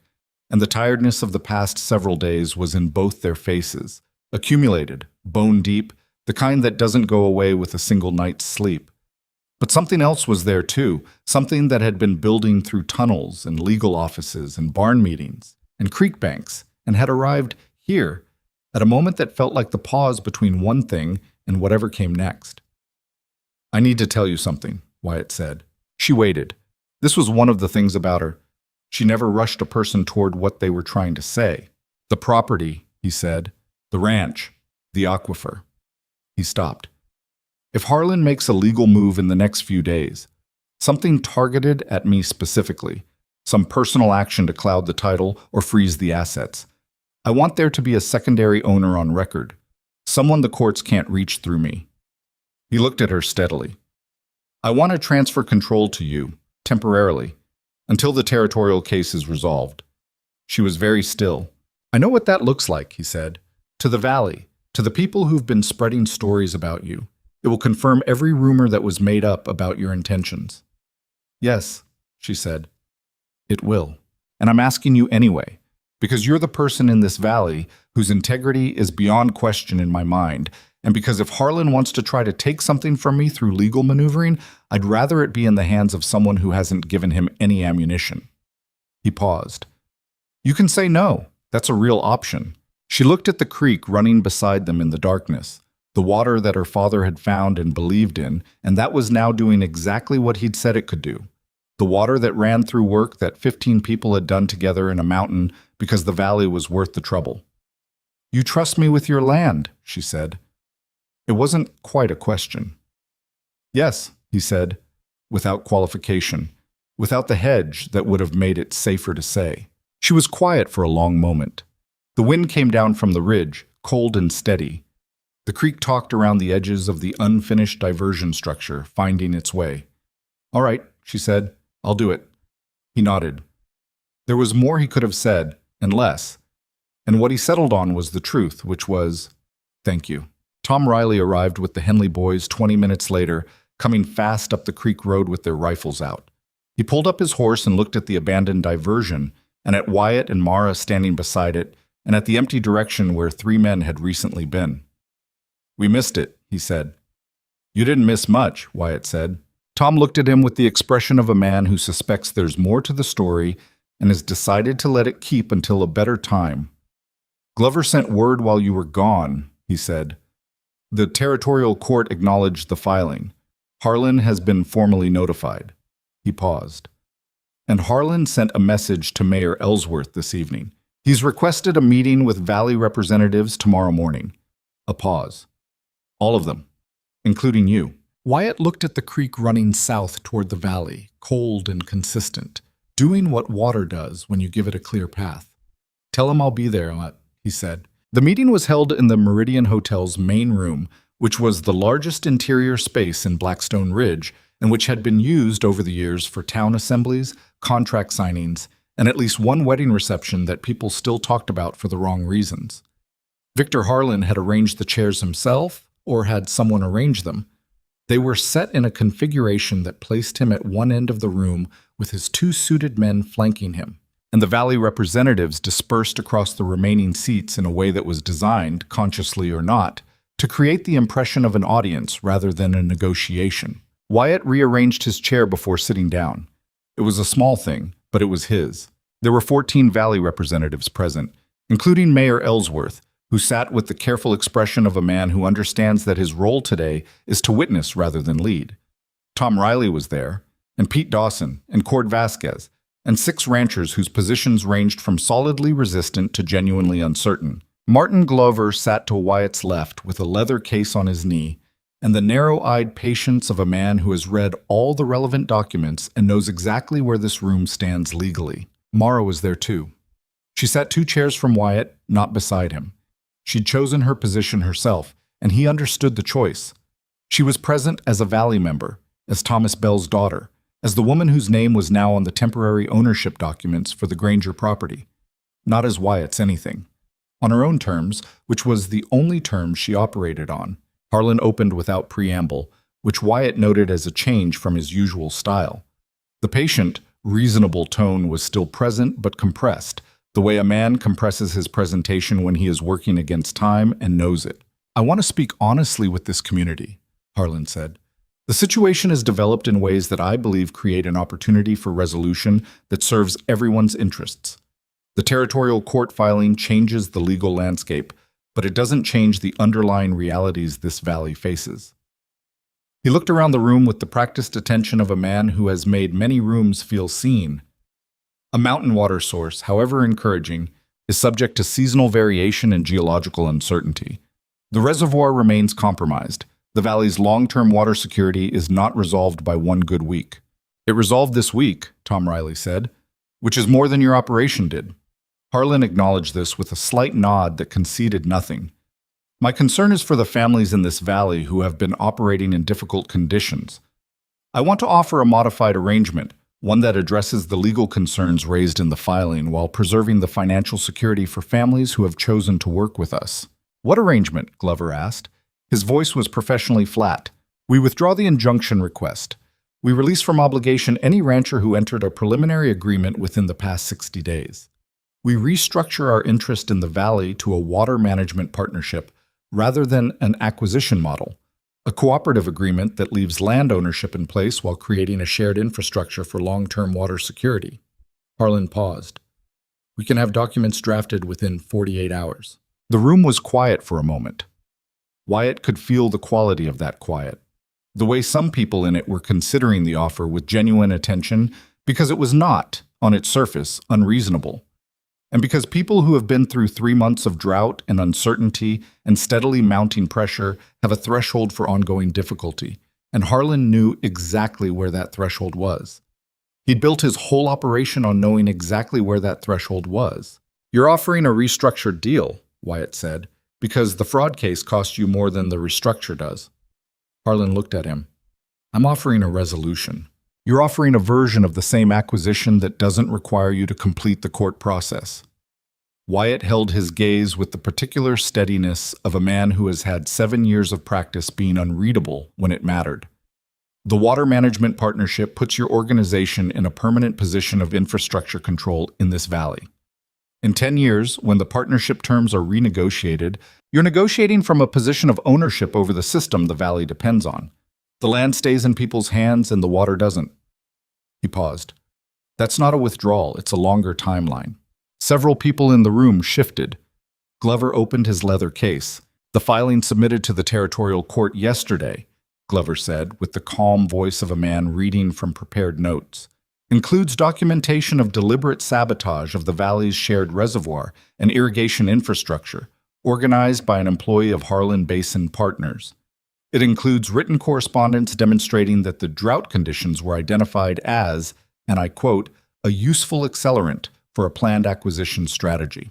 It includes testimony from a named witness who was compensated to provide intelligence on individual valley members for the purpose of targeting acquisition resistance. He set the papers down. A water management partnership agreement does not address any of these matters. They are criminal in nature, and civil resolution does not supersede criminal process. Harlan's expression did not change, but one of his suited men leaned slightly toward him, which was the first time either of them had moved since the meeting began. The witness, Harlan said after a pause, whatever they've told you. The witness has provided a sworn statement and will appear in court, Glover said. The documentation she provided has been authenticated by 2 independent parties. He looked at Harlan with the expression of a man who has done this long enough to have no remaining interest in performing patience. Mr. Harlan, the offer you've put to this room is not without merit as a business proposition, but it is the wrong conversation to be having right now. The right conversation is between you and the territorial court. Harlan was quiet. He looked at the room, at the faces arranged in their chairs, the valley that had been 2 months ago, a set of numbers on a spreadsheet and a drought timeline and a calculated vulnerability. The valley that had opened a mountain instead of accepting the terms it was offered. I'll need time to consult with my legal representation, he said. You have 48 hours before the preliminary hearing, Glover said. I'd use them efficiently. Quote, Harlan left the valley 4 days later. He didn't leave dramatically. He checked out of the Meridian Hotel on a gray Thursday morning, loaded into a hired coach with his 2 suited men and his leather cases, and departed on the county road heading east with the quiet efficiency of a man who has decided that forward motion is less painful than standing still. Ray Stills had already gone, had left the valley the night after the creek incident, which suggested that Stills, whatever else he was, understood how to read a situation and how to exit one. The formal proceedings would continue for months without Harlan's physical presence in the valley. The territorial court moved at the speed territorial courts move at, which is geological by human standards but real nonetheless.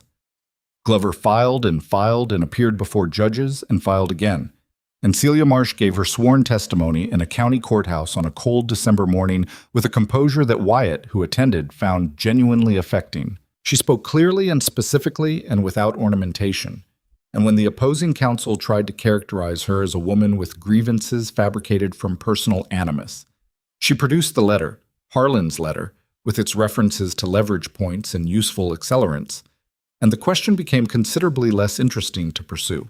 The two families who had sold under duress received a formal determination 6 months later that their transactions had been entered under conditions of manufactured crisis and fraudulent representation. The legal path to reclaiming what they'd lost was long and not guaranteed, but it was real, and it existed, and it had not existed before. Nolan Graves submitted his written documentation to Glover and kept his word about the rest of it. He came to Wyatt's fence line one February morning and said what he needed to say, which wasn't much. And Wyatt listened, and they shook hands, and that was the end and beginning of whatever their relationship would be going forward. Some things don't resolve clean, and the ones that matter to you don't get cleaner with time. They just get more manageable, and eventually they stop being the first thing you think about in the morning. The valley learned to live with that. Wyatt returned the property documents to Mara on a Tuesday afternoon in December, 8 weeks after he'd filed the temporary transfer. He'd gone to the bakery in the early afternoon when the morning rush was done, and the shop had the particular quiet of a working space between its busy hours. The smell of the day's baking still in the air, the shelves half-stocked, Mara at the counter doing the kind of accounting that small business owners do with pencils and ledger books, and the resigned expression of someone who finds numbers necessary rather than enjoyable. He set the documents on the counter. She looked at them and then at him. The territorial court confirmed the property protection order is no longer required, he said. Glover filed the return documents this morning. As of today, it's mine again. She put her pencil down. How do you feel about that? He thought about it honestly because she asked honest questions and expected honest answers. Relieved, he said, and something else that I haven't found the right word for yet. She looked at the documents on the counter and didn't touch them. When you asked me to hold it, did you know what it would feel like? No? Did it feel like what you expected? He looked at her across the counter that he'd stood across on so many mornings, across 3 years of bread and 6 weeks of mountain work and all the territory in between. I expected it to feel like strategy, he said, putting something in a safe place. It didn't feel like that. She held his gaze. What did it feel like? Like the most honest thing I'd done in 7 years, he said. The bakery was quiet. Outside, the December wind moved through the main street, rattling a sign somewhere, carrying the smell of coming snow. Inside, the warmth of the morning's baking still held, and the light was the flat gray light of a winter afternoon. And Mara Bell stood on one side of her counter, and Wyatt Granger stood on the other. And what was between them had been building for 3 years without either of them pushing it, and had arrived now at a place that required something more than restraint. I've been thinking about something, she said. Tell me. The channel needs permanent infrastructure. The fracture opening will need reinforcement before spring. The connection to the main inlet should be properly engineered, not just the path of least resistance that we built under pressure. She was watching his face carefully while she listed these practical things, the way she had a habit of loading what she actually meant into the margins of what she was saying. That's a long project, years, possibly. I know, he said. I'd like to be involved in it. She paused. Not as a contractor. Not in any arrangement that has a defined endpoint. She was direct, as she was direct with everything, and the directness had a quality to it, the sound of a person who has thought this through carefully and is done waiting to say it. I want to be involved in what this valley becomes, in what the ranch becomes, in what you... She stopped, adjusted. I'm not asking you to be ready for something you're not ready for. I'm telling you where I am, which is further along than I was a year ago, and I thought you should know. He was quiet for a moment, not uncertain. The quiet of a man choosing his words because the words matter. I've been ready, he said. I've been ready for longer than I was willing to admit to myself. He paused. I'm slow, you know that, and I'm going to do things wrong that I won't see coming, the way people do when they've been alone long enough that they've forgotten some of the ordinary requirements of not being alone. He looked at her steadily. But I'm not going to refuse this. She picked up the property documents from the counter and held them out to him. He took them, and in the taking, their hands were briefly in contact, her flour-dusted fingers, his rough ones. And it was not a dramatic or cinematic moment. It was just two people standing in a bakery in December with the smell of bread in the air and the wind outside and a valley behind them that they had helped to keep. But it was real. And real was what both of them had always been after. Spring came to Blackstone Ridge the way springs came to high valleys, late, reluctant, arriving in fits and starts rather than one clean arrival. Snow in March, warmth in April, a hard frost that killed early plantings, and forced another round of replanting with the particular stoicism of people who have lived with weather long enough to know that arguing with it is unproductive. The mountain channel ran through all of it, not always at the same volume. There were weeks when the flow was strong, the snowpack above the ridge releasing into the fracture with a consistency that made the valley inlet run better than it had in a decade. And there were dry weeks when the flow was modest and the inlet gate needed careful management. It was not a perfect system. No system is. But it was real, and it was working, and it belonged to the valley rather than to anyone who had arrived from Chicago with a leather case and a lot of patience for manufacturing desperation. Cord Vasquez spent most of the spring working on the permanent channel infrastructure, which had been funded through a valley water cooperative that Pete Dawson organized with the methodical, cheerful efficiency he brought to everything and which now had 14 member operations contributing to the maintenance and improvement of the shared system. The engineering was done by a man named Davies, who came up from the county seat and who spent 3 days walking the mountain route with Thomas Bell's notebook, which Mara had donated to the cooperative's records, and who said, at the end of those 3 days, that the original survey was the best amateur hydrological work he'd seen in 20 years. Mara received this information secondhand from Cord, who told her in the bakery one morning with the particular care of someone delivering something they know will matter. She stood behind her counter and didn't say anything for a moment, and then she said, "He would have liked to hear that." And that was all she said, and Cord understood enough to leave it there. Grief doesn't resolve. This is one of the things that nobody tells you explicitly, though life tends to demonstrate it with patience. Thomas Bell had spent 12 years working on something he believed in and died thinking it would never matter, and his daughter had carried the remnants of that work for 4 years without knowing what to do with it, and then the valley needed it, and it mattered enormously and changed everything. The grief was still there. The injustice of the timing was still there. The fact that he hadn't lived to see it, that the 12 years of being dismissed had not been retroactively corrected by the eventual vindication. Some things don't get corrected. They get carried forward, and the carrying is itself a kind of answer, though not the one you would have chosen. Mara understood this better than she'd been able to articulate it before. She understood it in the mornings when she packed the Granger delivery with the same care she'd always brought to it, and in the evenings when she sat with her father's notebook, now a copy, since the original was in the cooperative's records, and read his handwriting in the lamplight, and in the moments when the mountain channel ran strong enough that you could hear it in the lower creek. If you stood at the right place on the valley road and held still, the valley could hear its own water again. That was his. The Granger property, in the years that followed, became something somewhat different from what it had been. Not dramatically different. The ranch still ran cattle. The aquifer was still managed with the careful conservatism that Wyatt had always applied to it, not as a resource to be maximized, but as a responsibility to be honored. The northern boundary still met the ridge in the same place. The gate still had its post hook for deliveries, though the oilskin bag had been replaced twice since Mara first started coming. What changed was the quality of the silence. A house occupied by one person has a particular kind of silence that is complete in the way of things that have settled into themselves and stopped expecting anything different. Wyatt had lived in that silence for 7 years and had become so accustomed to it that he'd stopped noticing it, the way you stop noticing the weight of something you've been carrying long enough. When it changed, gradually, the way everything real changes, it changed in a way that was louder rather than quieter, more complicated, more subject to interruption and negotiation, and the small frictions of two people living in proximity to each other and managing the gap between what they expect of themselves and what they can actually deliver. He had been right about the things he'd said in the bakery that December afternoon. He did do things wrong that he hadn't seen coming.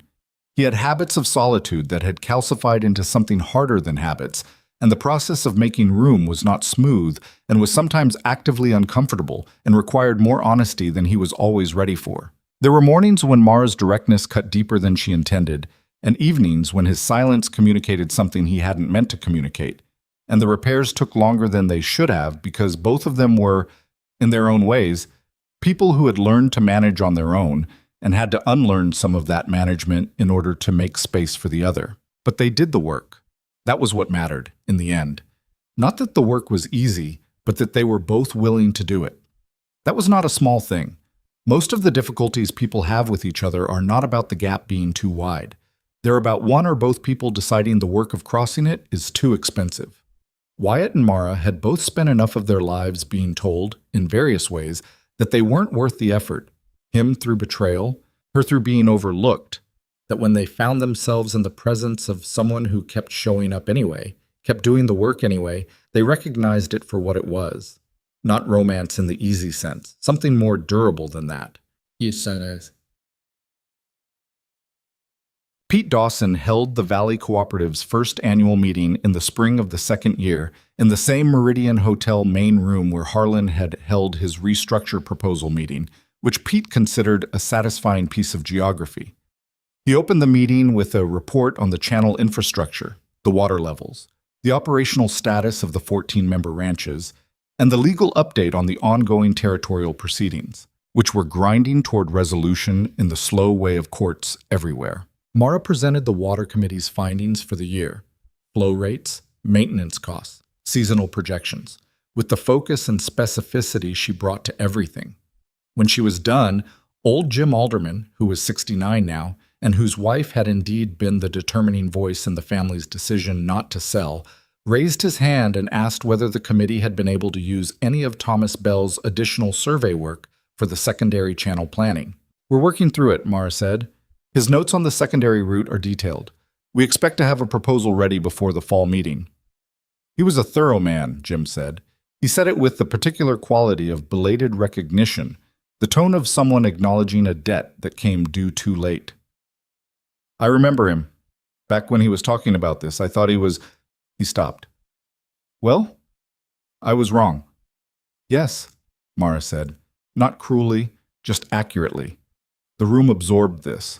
Wyatt sat in the back and watched his valley, the people who'd opened a mountain together, the people who'd been uncertain and then decided, the people who'd sold and were slowly rebuilding, the people who'd been here long enough to remember who the valley used to be and were learning who it was becoming. All the imperfect, complicated, unglamorous human machinery of a community that had decided to stay. He thought about the man he'd been before this started, that walled, specific solitude, every offer refused, the road empty in the morning. He didn't regret any of it exactly. The walls had been built for reasons, and the reasons had been real. But there's a difference between walls that protect you while you recover and walls that become the shape of your life. And somewhere between the first bread delivery and the night in the Kavanaugh barn and the moment Mara held out his own property documents to him and their hands touched over the counter, he'd understood that difference in a way he hadn't before. The things you protect matter, but only if you're still living inside them. The snow came early that November, the first real snow of the season, arriving overnight and covering the valley floor in 6 inches of clean white that muffled the ordinary sounds and turned the morning light into something diffuse and even and uncommonly quiet. Wyatt was up before it stopped. This was not unusual. He dressed in the dark, added wood to the stove, put coffee on, and stood at the window for a while looking out at the White Valley with the quality of attention he'd always given to his land. Not appreciation in the conscious sense, but the sustained regard of a person for whom the land was not scenery, but fact. The creek was visible from the north window, a dark line through the white, still running. still carrying what the mountain sent down. He heard Mara before he saw her. The particular sound of her movement in the kitchen behind him, the scrape of the coffee tin, the small domestic noise of another person in a space that had been empty of such noise for a long time. She came to stand beside him at the window with her own coffee, looking out at the same valley. "Good snow," she said. "Soaks in better than hard frost," he agreed.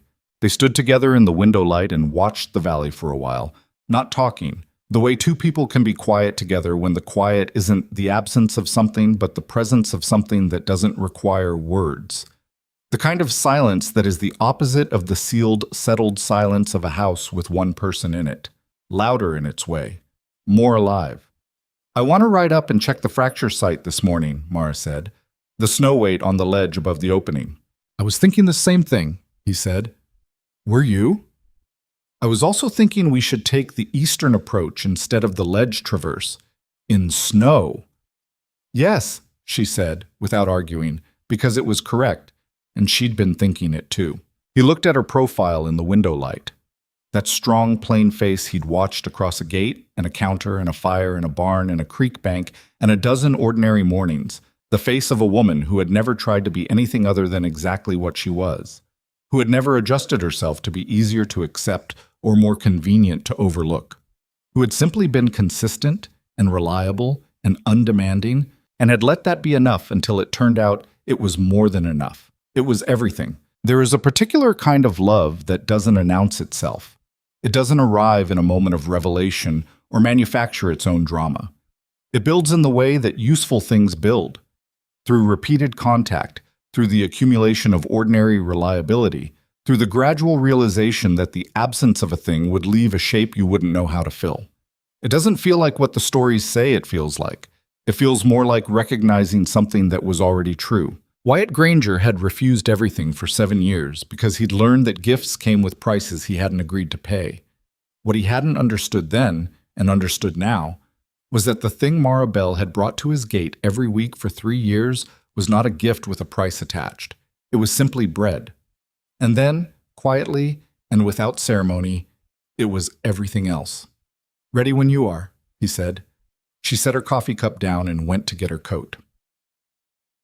The valley they rode out into that morning was the same valley it had always been. The same ridge, the same creek, the same winter sky pressing low over the same land that the same families had worked for the same imperfect reasons that people work land they love. Nothing had been made perfect. The drought would come back in some form, in some year. The courts moved slowly and the legal work wasn't finished, and the two families from the South End were still in the long process of reclaiming what they'd lost. Nolan Graves was still working back the trust he'd spent, one kept promise at a time. Celia Marsh had gone back to Millhaven with her own complicated ledger to balance. The world doesn't resolve into something clean. It just keeps going. And the question is always the same.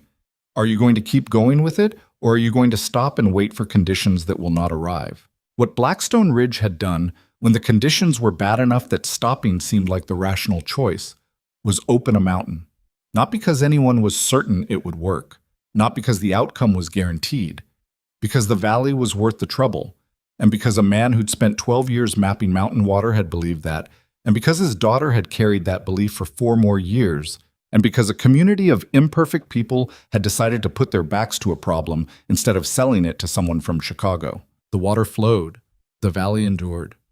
And on a snow-covered November morning, Wyatt Granger rode north up the valley road he'd watched alone for 7 years, and the lantern light beside him was not hanging from a gatepost but riding on a living horse, and the woman holding it knew the road as well as he did, and maybe better, and there was nowhere else either of them was trying to be. The water flowed, the valley endured, and for the first time in a long time, the road wasn't empty.